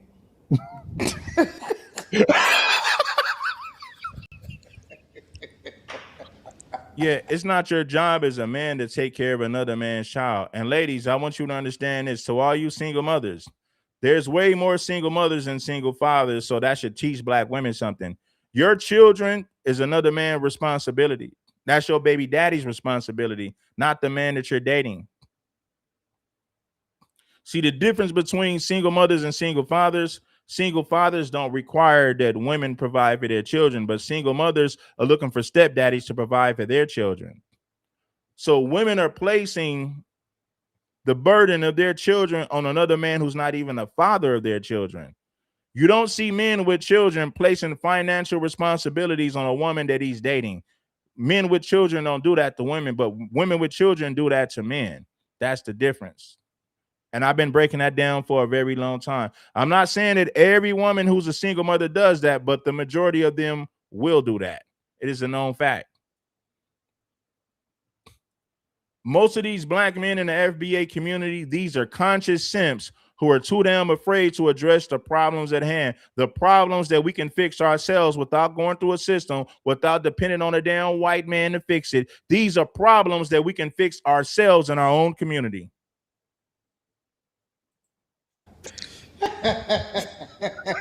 This nigga, man. Jesus Christ. This is a married woman. He says he has bad intentions for you, and you never it's. If you compare the number of single fathers to single mothers, is not even comparable. It's not even comparable. You're not making sense. Men with children don't make it. Men with children don't place financial responsibilities on the women that they're dating. Women with children, on the other hand, who are single mothers, will depend on a man to provide for her and their children. You feed her, you got to feed her kids. Right? That's the reality. There's way more single mothers compared to single fathers. You say, well, that's because men don't want to be single. They don't want to raise you. Well, it's your fault for having a baby with a man like that. Nobody forced you to have a baby with a man who didn't want you. Maybe you should have required marriage before you had children. That's something for you women to think about. Well, a marriage can fail. A marriage ain't guaranteed. A seatbelt ain't guaranteed in a car, but you're better off wearing a seatbelt opposed to not wearing a damn seatbelt. Hopefully that makes sense. Somebody can break in your house even if the doors are locked, but you're better off locking them damn doors in the first place. Anyway. See, this is what women say. Well, a man can marry you and still leave you. That's true, but you're better off getting married opposed to you not getting married at all. It's better wearing a seatbelt opposed to not wearing a seatbelt. Lord Jesus, hopefully you guys use common sense. Funny, like I would have been like, well, what you mean? Because let's say I'm married, my mind wouldn't be thinking whatever he thinking. So they'll be laughing and I'll be like, well, what you mean?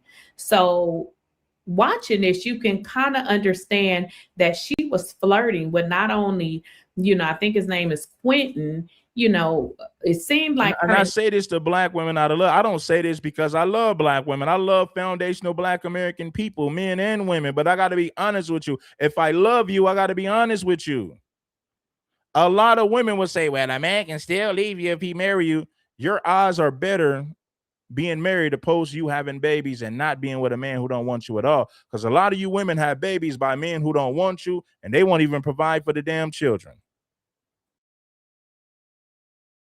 Anton definitely had something going on. Praise Quentin. So you wait. So basically what you're telling us is that you can't be friends with women in real life. Oh, yeah, I can be friends. Mm-hmm.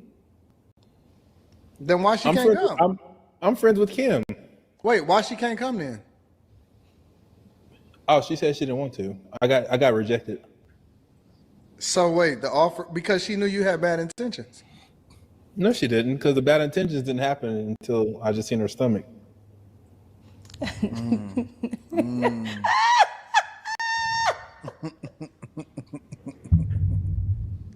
I don't know what all of that means, but maybe y'all got something inside that y'all know. He said yesterday, remember he asked about those crop tops?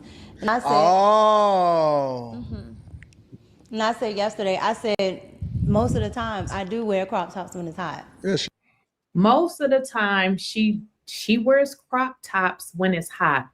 What part of professionalism is this? You guys are not in fashion. Why is a man concerned about what you putting on your body, married lady? You always wear crop tops over here. Because you were talking about women hiding their food. And another thing, like to you ladies, I want to say this. You got single mothers who are saying, I don't want that 50-50 relationship. You're paying 100%. You really think a man is going to provide for you and you're coming to the table with the children from another man? You got another man's offspring. You think he wants to deal with your baby daddy and somebody else's offspring and you want him to pay 100%? Your child is another man. Single mothers, let me say this to you, and I say this to you out of love. Your children is another man's responsibility. You really think you're going to come to the dating scene as a single mother and get a man that's going to pay 100%, even though you're coming to the table with another man's child or another man's children? Listen, ladies, if you guys were more humble and more in tune with reality, a lot of you single mothers could actually find husbands. You got men out there who will wife up a single mom, right? But they're not going to wipe you up with those unrealistic expectations that you come to the table with. You didn't even require that your baby daddy pay 100%. So your baby daddy didn't even want to pay 20%, but you expect for a man who's not the father to pay 100% for you and another man's children. Your children is another man's responsibility. Your children is another man's legacy. Stop expecting for a man who's not the father to provide 100% for you and a child is not his. Ladies, let me tell you something. You're paying 100%. If you can find a man that's willing to pay 50%, to take 50% of the load off of your back, you a damn fool if you don't respect that man. You a damn fool if you don't honor that man. Your baby daddy don't even want to pay half of the bills and half of the rent in your house, but you expect for a man who's not the father to do it? But you expect him to do what I mean. You expect him to pay 100% when your baby daddy didn't even want to pay 20%. Be more humble, and maybe you can just be single mothers. Be humble, and maybe you could find a husband. But coming to the table with these unrealistic expectations, like you're going to get a man that's not the father of your children to provide 100%, you are dreaming. You're living in a fantasy. You are not in tune with reality, baby. Your baby daddy didn't even pay 20%, but you want a man who's not the father to pay 100%? You are dreaming. Please come back to reality, planet Earth. And you said all of y'all wear. Why you don't want women wearing crop tops? I didn't say that. I said they all pull their pants up You over said they their don't pull their stomach. pants up. I said I don't. Yes, you do. I wear them on my waist. Watch this part. My pants are on my waist, Quentin. I don't. My pants are on my waist. They're not up here. What's she selling? Quentin, would you like to respond? Mika just put on the whole show for the chat. They going Your crazy. pants are definitely on your waist. That nigga's going crazy. Mika Friday, Mika. They about to be going crazy in 30 seconds. Watch. It's gonna be all these motherfucking apps. Nigga was already like, what's your Instagram? Oh yeah, all them simps seen that. They gonna want that Instagram. They want to see what that booty look like on that Instagram. They want to see them fixed. They want to see them pics. They want to see them photos. Look. I have to tell Quentin the truth. Yeah, I you got listen. You got a lot of men who don't want to deal with single mothers, but you have some men who will. A man who has a child himself might take on the single mother. She has a child, and ain't nothing wrong with that. Listen, if you got a child and your woman got a child, and she's a good woman to you, and you guys are compatible, ain't nothing wrong with that.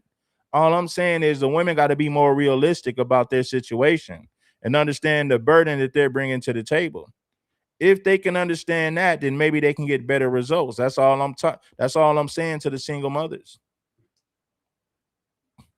A man with a child meets a woman with a child, and they might be compatible. They might be a good match for each other. Ain't nothing wrong with that. I'm not mad at you, player. If that woman is down with you and she's shown her loyalty through her actions, I'm not going to be mad at you if she got a kid or something and you got a kid and you guys get together and decide to work that out. I'm not mad at that. That's beautiful. Now, the ideal situation is this for you to just, anyway, we'll get into that in a minute. Let's finish this clip right here. I'm going to deliver game with this content. Let's see what Tampon M is talking about with Mika. Mika stood up to show them cakes. She wanted to show her birthday cake for all the men to follow. Exactly. I didn't say that. I said they all pull their pants up You over said they their don't pull their stomach. pants up. I said I don't. Yes, you do. I wear them on my waist. Watch this part. My pants are on my waist, Quentin. I don't. My pants are on my waist. They're not up here. Mika got to be, listen, Mika got some work done on her stomach. Mika went and got a BBL, dog. Mika look beautiful. She is sexy, but the reality of it is Mika got a damn BBL. Yeah, homies, that's a BBL.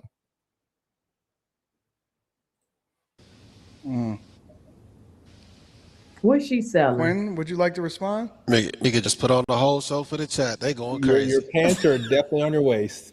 That nigga's going crazy. Mika Friday, Mika.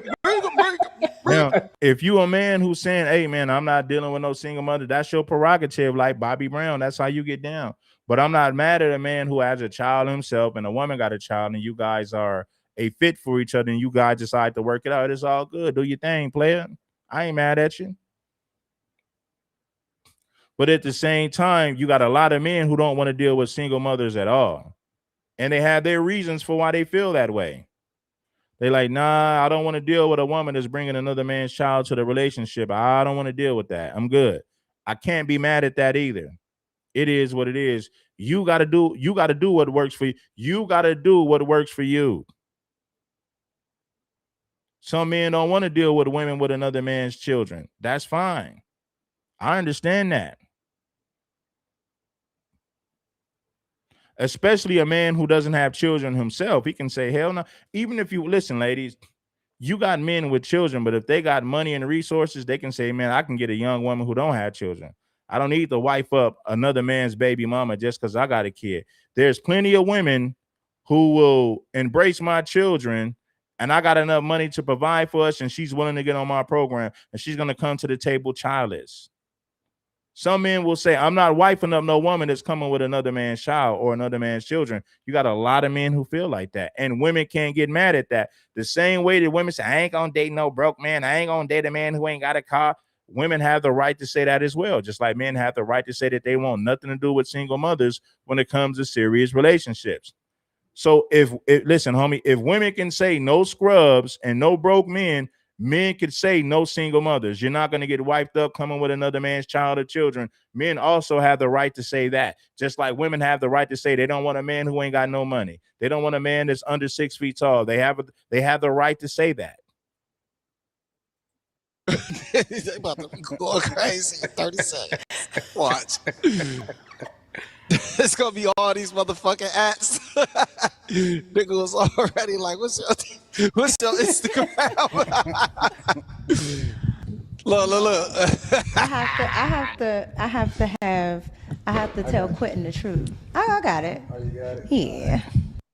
There's nothing professional about this relationship. It's actually very weird. And one of the parts that I thought was extremely, extremely weird was this one right here, because I believe the reason why Mika will not take the title side chick is because of this right here. Why would I hide a chick that I'm trying to bring on the show? But let me tell you what happens. And this is why you got to be careful of the type of niggas that you're around. He tried to paint the picture like, fuck all that. Let's just get straight to it. Even if I was, let's play it by ear. Let's assume for the sake of conversation, because y'all see Mika on the streams all the time. Let's say for the sake of conversation that I had a side chick with me. Let's assume that I had the side chick with me. This nigga broke man code, bro. You broke the code of Christianity. You can say Corey broke the code of manhood. You broke the code of Christianity. You like to have sex with 304s just like the rest of the bros, but you claim to be a God-fearing man, a Christian. And I know what you beta males gonna say, nobody's free of sin. Man, shut your dumb ass up. When you do something willingly and this is your intention, this is how you get down, you can't turn around and say I'm a God-fearing Christian man when you love sleeping with 304s just like the rest of the bros. At that point, you're being fake. You are a hypocrite. You are not a real Christian. You are not a God-fearing man at that point. You're being fake. You're a hypocrite. You're phony. That's the reality. This nigga broke man code. And let me be very clear. Nobody tells me how to deal with my chick.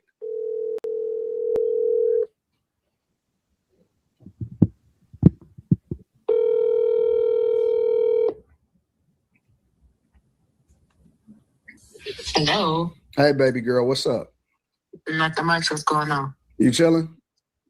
I am up. Yeah. Let me ask you a question, Rita. How do you feel about Mika? About Mika? Yeah. I love Mika. What? Yeah. That's my boo. Our birthdays is very close to each other too. You love Mika? Yeah. Why wouldn't I? Okay, I was just wondering. Why? What's the problem? You know it ain't no problem. He wants you to know that, hey man, my wife ain't got a problem with Mika. So why y'all got a problem with Mika? None of us have a problem with Mika. Stop pretending to be a God-fearing Christian man. Just say, I got money. I love 304s, just like the rest of the bros. Just say that. Don't pretend to be this conservative, God-fearing Christian when you're not. Just say, I got money. My money gives me the right to cheat. My money makes my cheating acceptable. Just say that. Stand on it. But don't pretend to be some God-fearing conservative Christian. You're being fake at that point. Just tell everybody, I got money. My money gives me the right to cheat. My money makes my cheating acceptable, and Rita don't have a problem with it. You could have said that and just left it at that. Pretending to be this God-fearing conservative Christian, you're being fake at that particular point, my guy.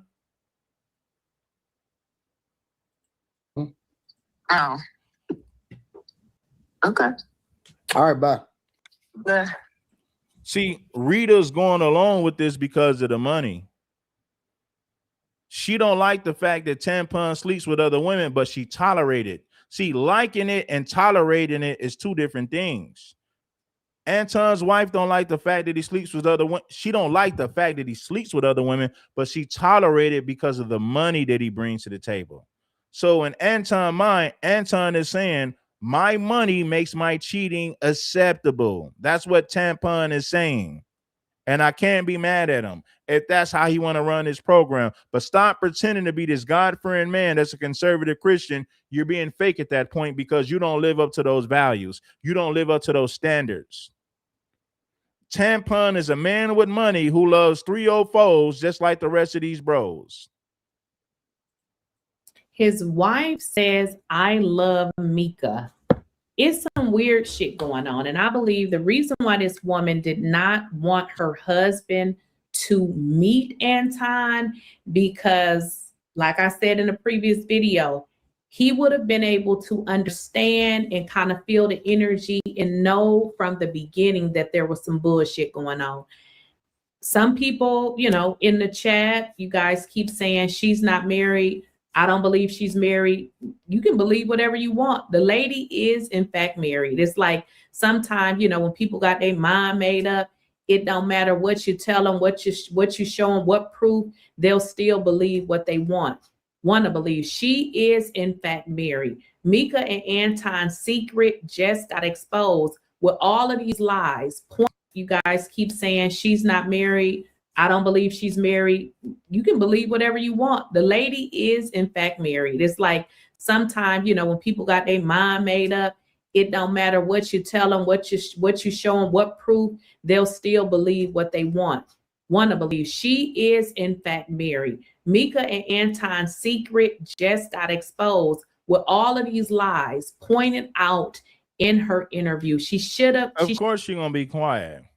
If Tampon is bringing that money to the table, his wife is going to be quiet. A lot of you women got broke men that's cheating on you. So, of course, you would tolerate a rich man cheating on you. And a lot of these women be lying. A lot of these chicks are single mothers that's struggling. You think they're not going to tolerate a rich man that cheat when they didn't deal with broke men who cheat? Come on, let's deal with reality. Let's deal with it, baby. Should have never did this interview. Because what it did was pretty much exposed her. Spilling all the tea while it's still too hot. Keisha with the hot tea with all the latest gossip. Keisha. Spilling all the tea. Keisha. And it's very unfortunate because they're not even the ones that's winning over here. We compare ourselves against a group of people that the majority. I know how I got here. I didn't take the cheap flight on Frontier here. My people were kidnapped. My people were robbed. They what? They were sold by Africans. You say all the people were sold by Africans? How you think what you think white people came over there and got us? Yes. No, they were sold. So they just capitalized off of it better than the Africans did. Okay, so you're saying that all of the black people that were brought here were sold by Africans. Correct. So the white people were just doing transactions over there. Absolutely. It was capitalism. See, the thing about white people, you think that racism is inherently in them. Racism is inherently in all of us. Black people is some of the most racist people I've ever seen in my entire life. We don't even like each other. So can I ask you a question? No, hold on. Black people are some of the most racist people on planet Earth is the Caucasian. Study the history of not just America, study world history. This is a known fact. right? But for Anton to say that black people are some of the most racist, black people ain't never oppressed nobody in America. We never created laws to impress. We never created laws to oppress anybody. We never created laws to take opportunities away from any other group or any other race of people. So to say that black people are some of the most racist, Tampon is an idiot. And you got black people who still support him. History proves that nobody's more racist than a Caucasian male. Nobody. Black people didn't wake up one day and say, let's just lynch white people because we feel like it. Let's enslave white people and put them under Jim Crow laws because we feel like it. Let's take opportunities away from white people. Blacks in America have never done that. So for Tampon to say that blacks are some of the most racist, he's an idiot. And anybody who still supports him is an idiot as well. Let's there. Okay. We don't even like each other. And so black people participate. Some of the first white people don't like each other. Do you know for a long time Italians and Irish wasn't even considered white because a lot of Europeans didn't like each other? Still to this day, a lot of Europeans don't like each other. But they'll put that aside to come. They'll put that aside. They'll put all that aside to go against black people. But the reality of it is, if you study the history, if you study European history, you will realize that Europeans never liked each other either. Right? The Irish don't like the Germans. The Germans don't like the English, and the Italians don't like them, and et cetera, et cetera. It goes on. Historically, if you study the history of Europe, you will find out that white people never liked each other either. The Italian mob had beef with the Irish mob, and so on and so forth. So when you think about what Tampon is saying, Tampon is an idiot. Nobody beats white folks when it comes to racism and hatred. Nobody beats that. Listen, white people got white supremacist organizations that clearly hate black people just based on who they are. Show me the black groups and organizations that show me a black organization that came together to lynch and hang white people. So put white people under Jim Crow laws to oppress white people. Show me black people who's done that. Show me a collective group of blacks who's done that to Caucasians in America. I'll wait. You know why? Because it's never happened. How could y'all listen to a black man to say that black people are the most racist when you study the history? It's the complete opposite. The biggest racist across the globe is the Caucasian male. Nobody has caused more death and destruction globally than the Caucasian white male. Slavers in the United States of America was black people. That's the truth. So what I'm trying to understand is black people didn't go around lynching and hanging white people just because they felt like it. Another reason why we are so messed up, because you got foundational black Americans who support people like Tampon. When Tampon makes videos every week agreeing with white people when they have something negative to say about black folks, Anton does reactionary videos agreeing with white folks every time they say something negative about black people. And guess what? You got foundational black Americans who are dumb enough to support what he's saying. That's how dumb our people are. That's how dumb a lot of our people are. A man who agrees with white people, a man who throws black people under the bus to get brownie points from the white community, and you got black people who still support Tampon. I'm not talking about tethers or immigrants. You got a lot of foundational black Americans who still support that. That is a fact. Slavery in the United States before? Slavery existed thousands of years before we got here. Okay. Slavery was on every single continent in this world. That's a fact. Now, the thing that's a problem with it is that, then this is the problem that I have. What you niggas want? What do you mean when you say what you niggas want? What do y'all want? Like, because y'all complaining about it over and over again, and I'm trying to understand what is it that y'all looking for? What is going to help y'all? A whole thing that has happened. Because I'm solutions oriented. And I'm tired of niggas that ain't never been through shit complaining about shit that they ain't never been through. If you black in the United States, you've been through. Tampon is telling you what you haven't been through. Do you know that there's black people today who have lost their life by racist white supremacists. So for Tampon to tell you you haven't been through nothing, it's a slap in the face. And what's crazy is you got foundational Black Americans who still support Tampon. Tampon is a beta male. He's a buck dancer. He's an ass kisser to the white Caucasian male, 100%. What does that say about our people? When you're dumb enough to support somebody like Tampon as a foundational Black American, that shows a bigger problem that's in our community. I don't see how any foundational Black American could support Tampon when he panders and kisses the behind of white Caucasians on a daily basis. This dude makes content every week agreeing with Caucasians every time they have something negative to say about Black people in general, FBA people in particular, but Black folks in general. Tampon makes videos agreeing with those racist white folks. And the crazy part about it is you got FBA people who support that nonsense. That's crazy. But I'm tired of niggas complaining about shit that they have never been through. You've been through some shit, but you ain't been through that. I don't understand. What are you saying? Like, because most of the niggas that's complaining about it ain't never even really seen real racism.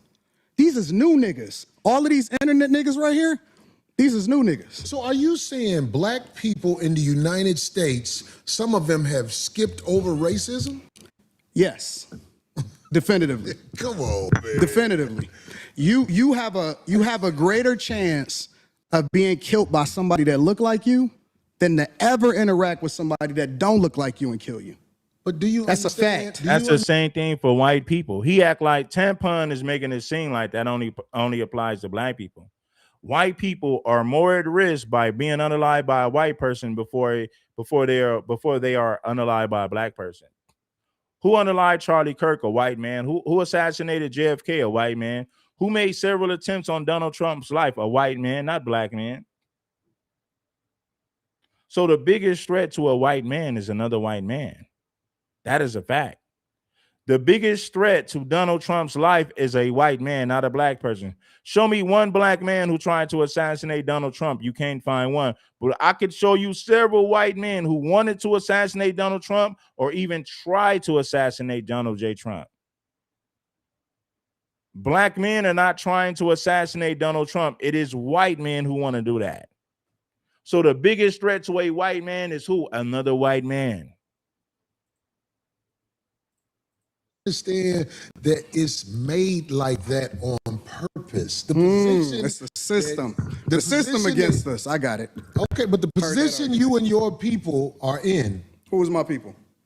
Black people. Do you claim Black people? I'm a Christian first. I claim. Well, I think something's wrong with that. If you don't want to say you're a Black man first, I think something wrong with Black that. is a construct. They told you that you was Black. Okay, Just like they told white people they were white. He said he a Christian first, right?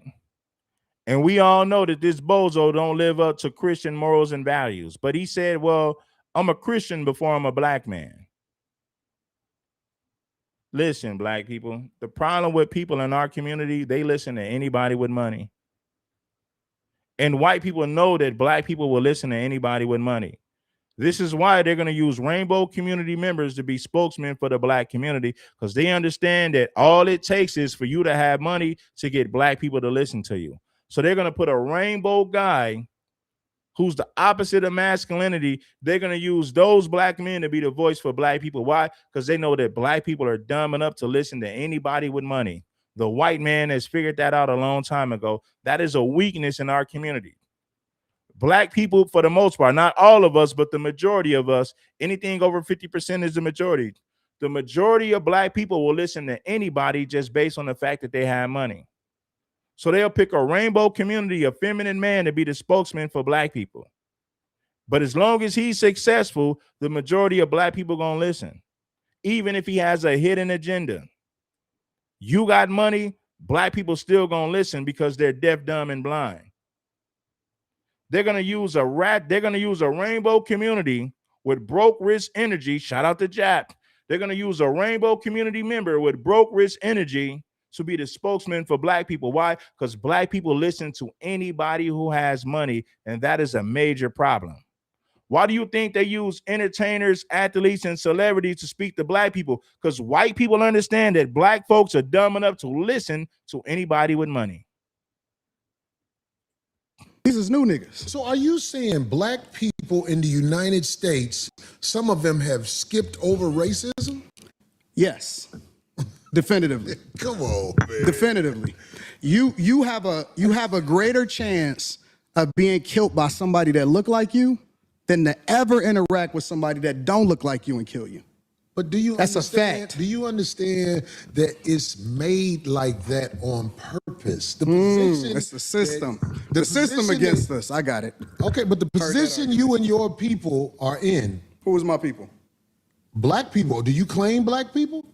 I'm a Christian first. I claim. Well, I think something's wrong with that. If you don't want to say you're a black man first, I think something wrong with Black that. is a construct. They told you that you was black. Okay, well, that's brown. why you start Brown believing it. then. No. Maybe We I'm not brown. brown. We not black. We not none of that shit. Oh, well, what are we? We not none. For me, I'm a believer in God. That's what I am. My foundation is always going to be Christianity, Christ, Jesus first. I don't claim none of that other shit. You're not gonna get me to believe. Your foundation is not Christ and Christianity first. That is a bold-faced lie. See, I played this video to show you guys how much of a hypocrite he is. I also played this video to show you that foundational black Americans, for the most part, not all of us, but the majority of us, will listen to anybody with fame and money. This is why they use celebrities to speak for us. This is why they use athletes, entertainers, and celebrities to speak to us, because they know that foundational black Americans will listen to anybody who's successful with money. White people know that. White people have realized that, and they have weaponized that against us. That's a fact. Even you based off of some shit that you can't control. You didn't pick it. And the thing about other cultures, whether you black, Chinese, Asians don't fuck with each other just because they're Asian. Chinese people and Japanese people and Taiwanese people, they're all different. Koreans are different. All white people don't fuck with all white people. So why do I have an obligation to fuck with somebody? Nobody said that you need to mess with somebody because they're black. See, now he's spinning the narrative. He sounds stupid. Nobody said you should be cool with somebody just because they're black. Be cool with other black people that's on code. I'm not cool with all black people. If you're not on code, I'm not rocking with you. I'm not messing with you. I'm not going to be cool with you just because you black.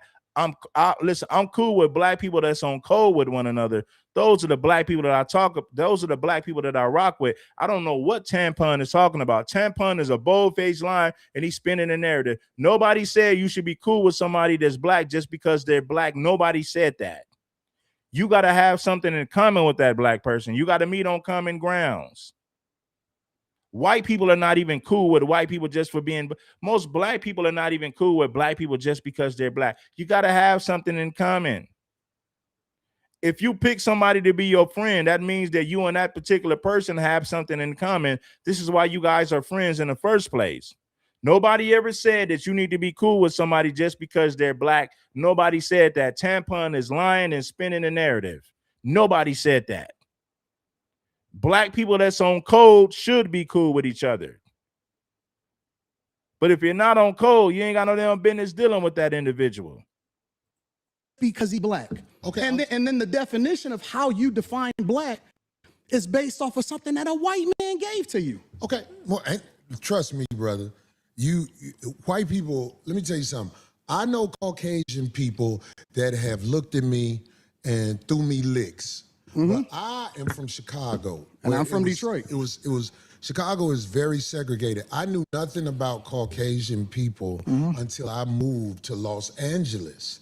And a lot of the stories I heard, it turned out to be just that. But back to this. Tampon will betray black people to align with white people who don't even like him. Right? Regardless of how I feel about black people that's off code, I'm not going to team up with another race to go against my people just because those particular individuals just might be lost. I'm not going to do it. Now I'll hold them accountable, but I'm not gonna go against them to link up with white people or any other race for that matter. I'm not going to do it. Tampon is a traitor. Tampon said that black people are the most racist when blacks in America ain't never put white folks under Jim Crow laws. Black people ain't never went around lynching white people just based on the fact that they are white. But white people got the Ku Klux Klan, the Aryan Brotherhood, and many other white supremacist groups that still has hatred for black people today. We don't have hate groups as black people. We got Crips, we got Bloods, we got GDs, Gangs of Disciples, Vice Lords. We got all these different gangs. None of these gangs are hate groups. Black gangs are not hate groups, but gangs in a white community, their gangs are all based on hatred. Hitler ideologies, white supremacist philosophies.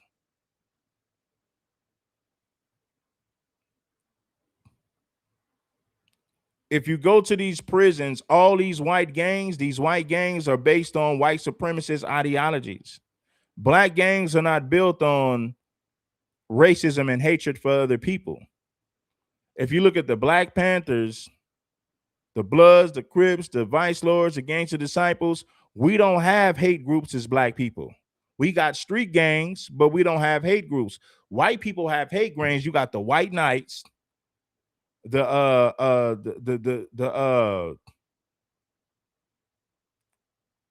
Aryan Brotherhood, the Ku Klux Klan, white nationalist groups, and all of these white groups are built on, their whole mindset is based on white supremacy and Hitler ideologies. And they promote that to the youngsters to indoctrinate them with a white supremacist mindset.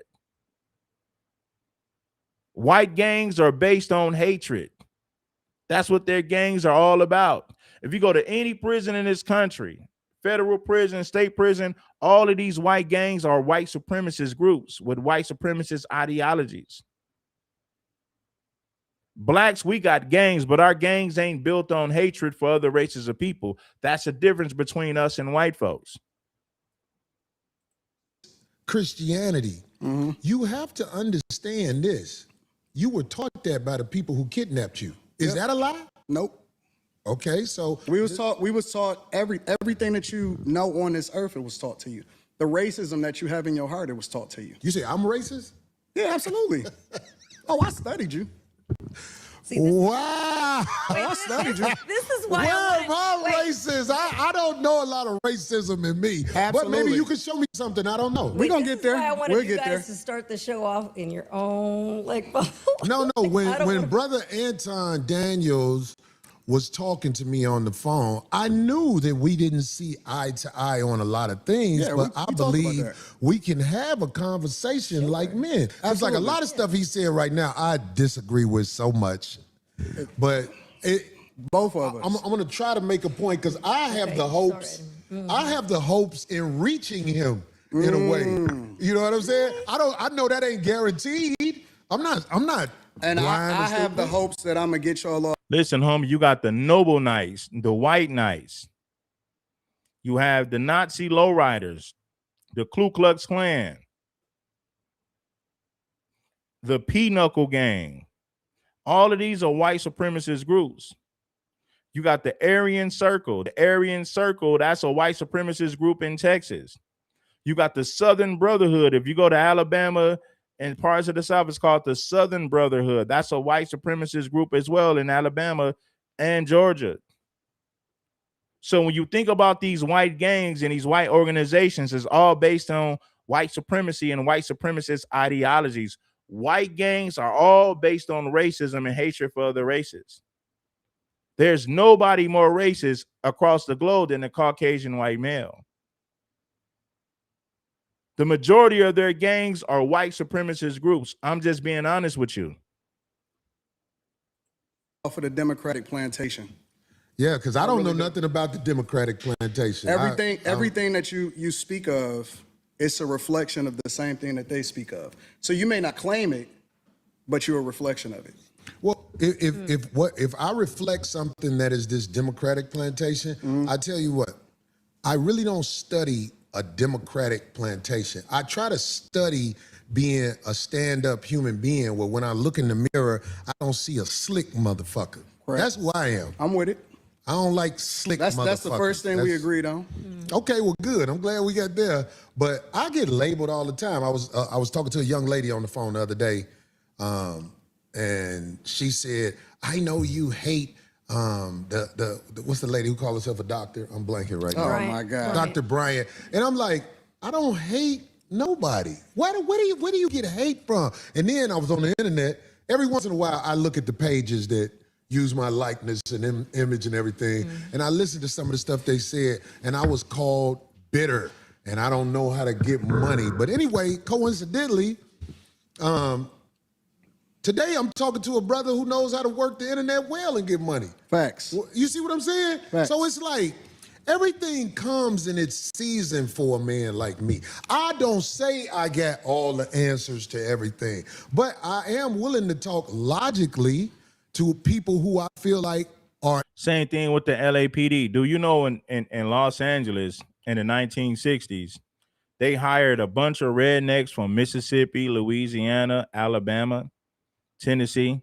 They found some of the most racist rednecks they can find, mainly from the Deep South, and hired them on the LAPD to patrol black communities in LA, in the city of Los Angeles, as well as Los Angeles County. Tell me that ain't white supremacy.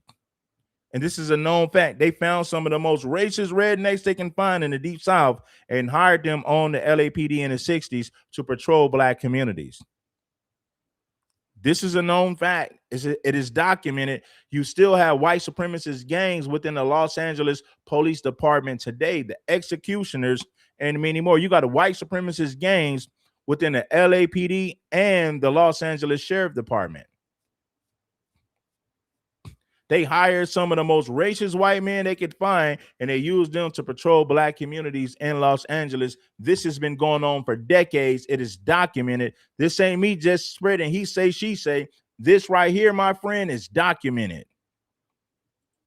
Able to communicate. That's what I'm saying. Because like the stuff you say, and you know, I'm like, get the fuck out of here. Get the fuck. Yeah, 100%. And I mean, that's your personality too. Like, and it would be boring to hear just one person's take or views on things. This makes it interesting. Excuse me, ma'am. You need a mic, ma'am. You can ask on the mic. God damn it. Anton, just a clarifying question.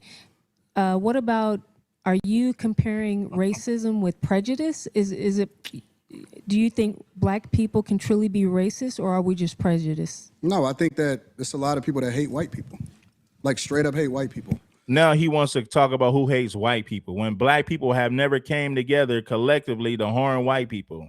Never in the history of this country. The Black Panthers, you know, white supremacists, the government, J. Edgar Hoover labeled the Black Panthers as a hate group when the Black Panthers was not going around lynching. The Black Panthers did not go around lynching white people. The Black Panthers did not go around harming white people just for being white. The Black Panthers didn't do that. But somehow the Black Panthers was labeled a hate group and they got dismantled by the government. But guess what? The Ku Klux Klan is still around. The Nazi lowriders, the Aryan Circle is still around. The Southern Brotherhood is still around. The Noble Knights are still around. And these are all white supremacist groups that still operate and function today all across the country in different cities and different states. They still operate today. All of these white supremacist groups. But the Black Panthers, we got to shut them down. The Black Panthers was not going around lynching and attacking white people. The Black Panthers was built, the Black Panthers was created to protect the black community from racism, police brutality, and white supremacy. That's why the Black Panthers was formed. The Black Panthers didn't come together to lynch innocent white people just for being white. The Black Panthers ain't never do that. They never did that. But guess what? The white supremacists, the Ku Klux Klan, and many other white supremacist organizations came together based on the fact that they all had a hatred for black people in this country. They spread white supremacist ideologies, philosophies from Hitler. When a white boy comes to prison, you know the first thing the Aryan Brotherhood do, these white supremacist gangs do? They recruit them and they make them read these books of Hitler's to indoctrinate them with white supremacy, with Hitler's ideologies. They use these books to brainwash these young white boys when they go to prison. Here, read this book of Hitler. Read this book of white supremacy. That's what they do to the white youth once they enter the prison system. They brainwash them with white supremacist ideologies. I know this for a fact, homie. And guess what? All of these white supremacist groups are still around and they thrive today. But the Black Panthers, J. Edgar Hoover, and the government, the FBI, they had to shut the Black Panthers down. The Black Panthers were such a threat because they promoted Black unity. See, gangbangers and drug dealers and street criminals, that's not a threat to the power structure in America. Those are nothing but a bunch of ignorant degenerates that's going to end up in prison anyway. So white people don't view gangbangers and ignorant street criminals as a threat to the power structure of this country. But the Black Panthers was a direct threat to the power structure of this country. Why? Because the Black Panthers said, we're going to put schools in our communities, daycares, food programs. We're going to protect our community. Because back in the 60s in the Black community, you didn't call the police, you called the Black Panthers. The Black Panthers was such a threat that J. Edgar Hoover and the FBI did everything in their power to shut them down. They did everything in their power to label them a criminal terrorist group, when in reality, they were the complete opposite of that. Black unity and structure is a threat to the power structure in this country. A bunch of black men gang banging, throwing up they set. Nah, you ain't a threat to the power structure. You guys are destroying one another. You will never be a threat to the power structure as a gangbanger, as a street thug. You'll never be a threat to the power structure. You're just you're nothing but an ignorant degenerate that they're gonna throw in prison, and they're gonna get cheap labor, free labor off of you while you serve your time in prison. You are not a threat to the power structure as a gang member at all. The Black Panthers promoted unity, structure amongst black people. Black people began to govern themselves, and that was the white man's biggest fear, that black people will become wealthy in this country, multiply in numbers, and promote unity amongst their communities, and they'll spread that mentality across the country. That was a major threat to the power structure in this country, which is why J. Edgar Hoover and the FBI had to shut the Black Panthers down. Why? Because they was getting too powerful. They was uniting black people, protecting black people, educating black people. That was a major threat to the power structure in the United States of America. Ask J. Edgar Hoover. And it's very unfortunate because they're not even the ones that's winning over here. We compare ourselves against a group of people that the majority of them is on food stamps and welfare. They would be a disappointment to their ancestors. Right, but isn't true racism a system that controls access to, Well, that's the argument, right? The argument is we can't make sure white people don't get access to certain schools and programs and things like that. The main way that they You need to be empowered to be racist, to be quite honest. See, that's what I was going to say. That's the argument that black people make, is that you can't be racist if you can't actually have an impact on another group of people. So it's supposedly systemic. It's false.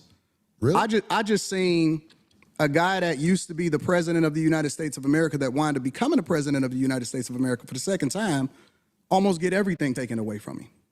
Literally. And he was basically being taken down by black people.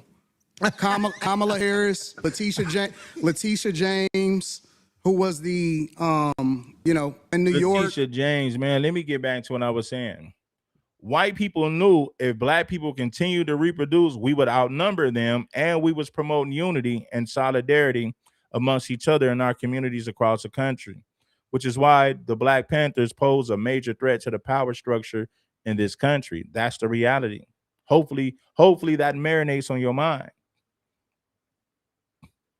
See, white people didn't enslave us just for us to overpopulate them, just for us to overthrow their system. That was the white man's biggest fear, that black people will overpopulate them, which is why they put Planned Parenthood in our communities, which is why they promoted feminism to our women.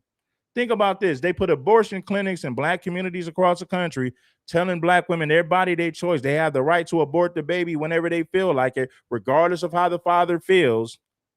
So let's indoctrinate black women with feminism. Let's dismantle the Black Panther Party. Let's destroy black unity, because black people reproducing in high numbers, having unity, spreading that mindset across the country to other blacks. that was a major threat to the power structure in this country. So J. Edgar Hoover and the FBI did everything in their power to dismantle the Black Panther Party, because the Black Panther Party posed a major threat to the power structure in this country. See, Crips and Blood, you Crips and Bloods, you gangbangers, you black men who unalive each other and go to prison, you're not a threat to the power structure. You're playing right into the hands of the white man. You're doing exactly what they want you to do. Unalive each other, eliminate each other, and tell everybody that another black man is your enemy. And tell everybody that the black man is your enemy. Another black man is your enemy. They'll support that propaganda. They'll support that buffoonery. Why? Because it destroys us. That mentality destroys us. So to all you black men who are gangbangers and street cats, that's something for you to think about. You're doing exactly what they want you to do. You look at another black man like he's the enemy. You're quick to pull a trigger and kill a ninja. Then you end up in prison and he's dead. That's how you eliminate two birds with one stone. Come on, people, wake up and smell what's going on, black men. They want us to unalive each other. They want us to promote gang culture. They want us to unalive each other. They want us to promote gang culture. That is genocide amongst the black race. You're no threat to the power structure. You're unaliving one another. And that's exactly what they want us to do. I want the black man to wake up and smell what's really going on, because all this gang bang and gang, you notice when black men promote gang banging and gang, those videos are monetized and it's promoted all across social media. You're promoting the death and destruction of black youth, and they're monetizing our pain for financial gain. The white man is monetizing our pain for financial gain. Why do you think they promote ignorance, degenerate behavior when it comes to black men who promote street gangs, gang violence, and rap music? Haven't you guys noticed none of those videos ever get flagged on YouTube? None of those videos where black men talk about unaliving each other and gang banging, none of those videos ever get flagged for YouTube for hate speech. They'll never flag those videos for hate speech. They want to promote that mentality to our community so that we can continue, so that we will continue to unalive one each other, so that we will unalive one another and do their dirty work for them. A Chief Keef video where they're talking about unaliving black people. I got the chopper. I'm going to do this to your brother and your homies. None of those videos are demonetized. That mentality is promoted all across social media. They monetize our pain for financial gain, and they've been doing it for centuries in this country. White supremacists will monetize our pain for financial gain. Fani Willis, down in Georgia, all of those are black women, specifically that met with Kamala Harris months before they actually started this campaign during the Biden administration. And it's so funny to me, because then I have to ask myself the question, well, listen, if this is a construct, and if it's all about white people, and all of the energy is going towards a person that black people fucked with before he actually ran for president of the United States of America, but we champion Barack Obama. Not me. No. Take yourself out of it. We talking about the culture. It may not necessarily be you individually, but we as a culture fuck with him. Fuck with who? Barack Obama and his wife. See, I agree with Tampon on that. Barack Obama was used to promote a rainbow community agenda. Same-sex marriages. What an embarrassment.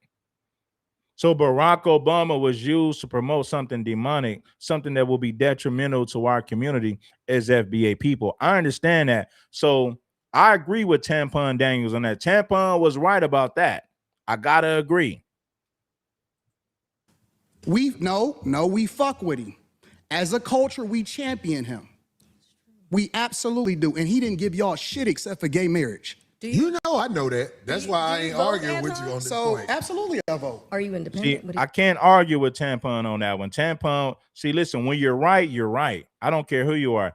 Anton was right about that 100%. They used Barack Obama to promote same-sex marriages. That's exactly what they use them for. And they use them for many other reasons as well, but I had to point that out. I had to point that out right there. Barack Obama was used to promote same-sex marriages. A rainbow community agenda, they use Barack to promote that to us as a people. I'm a Republican.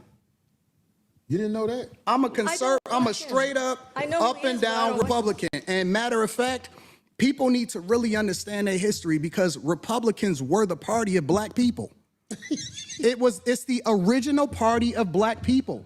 They were the party that actually freed the slaves. Lincoln was a straight up Republican. When you're talking about the emancipation, when you're talking about 1865, when you're talking about what we stood for as conservative means. Exactly, Cat 6. They created laws to disarm black people because an educated black man that promotes unity, a black man that's armed, educated, that promotes unity is a major problem that's a major threat to the power structure, not just in America, globally. A black man that's armed, educated, that promotes unity amongst his people is a major threat to the power structure globally, not just here in this country.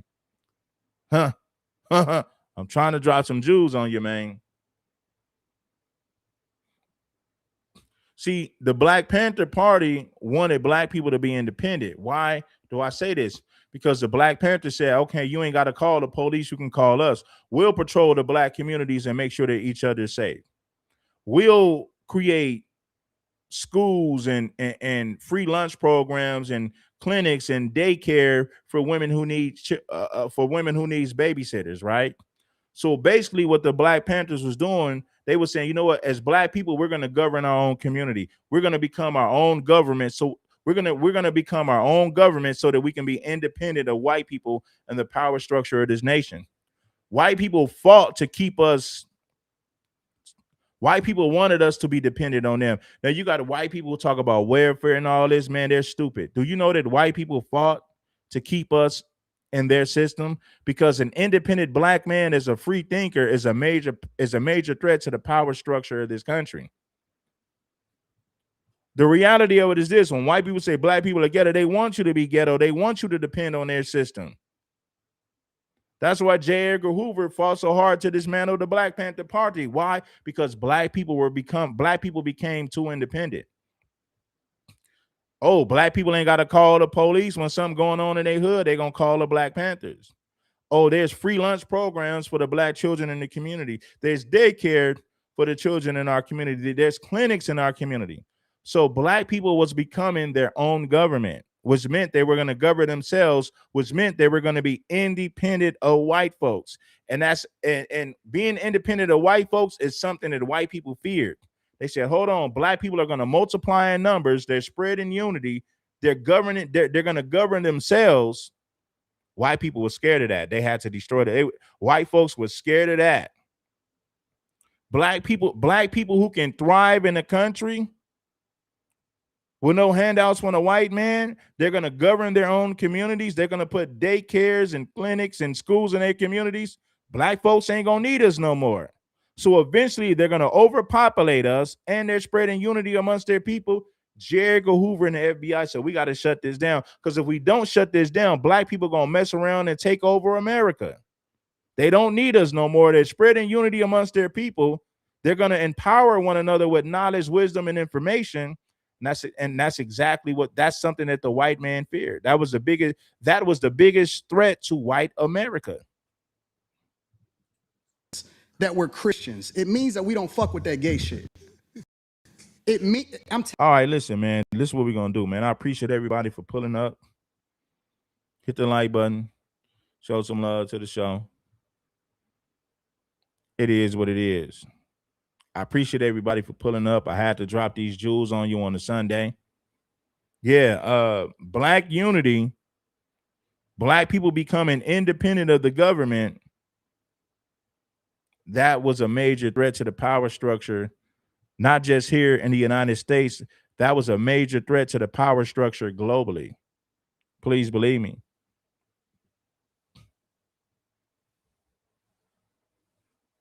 Let me see what this guy said. You want it to be revolutionary. That's not why you were here. Family business, man, they was scared of that. Black people being independent of the government, black people who govern themselves, black people that's creating their own programs was a major threat to the power structure of this country. White people want black people to depend on their system. So when you see white people talking about black people, they want you to be on welfare. They want you to be dependent of their system. When black people said we're going to operate outside of the white man system, what did the FBI do? What did J. Edgar Hoover do? Dismantle the Black Panther Party from within. COINTELPRO, snitches, informants. That's exactly what they used to dismantle the Black Panther Party, because that was a major threat to the power structure, not just in its country. It was a major threat. It was a major threat to the power structure globally. That's why the FBI that's why the FBI spent so much money and resources to destroy and to dismantle the Black Panther Party, because it was that much of a threat to the white power structure in this country and globally. Listen, man, I'm gonna get up out of here, man. I appreciate everybody for pulling up. Peace, love, and blessings. Giving you gain to keep you from stressing. King Supreme. Support the platform in a major way. And tell a friend that's gonna tell a friend. We'll continue to get it in. King Supreme, I'm gonna get up out of here.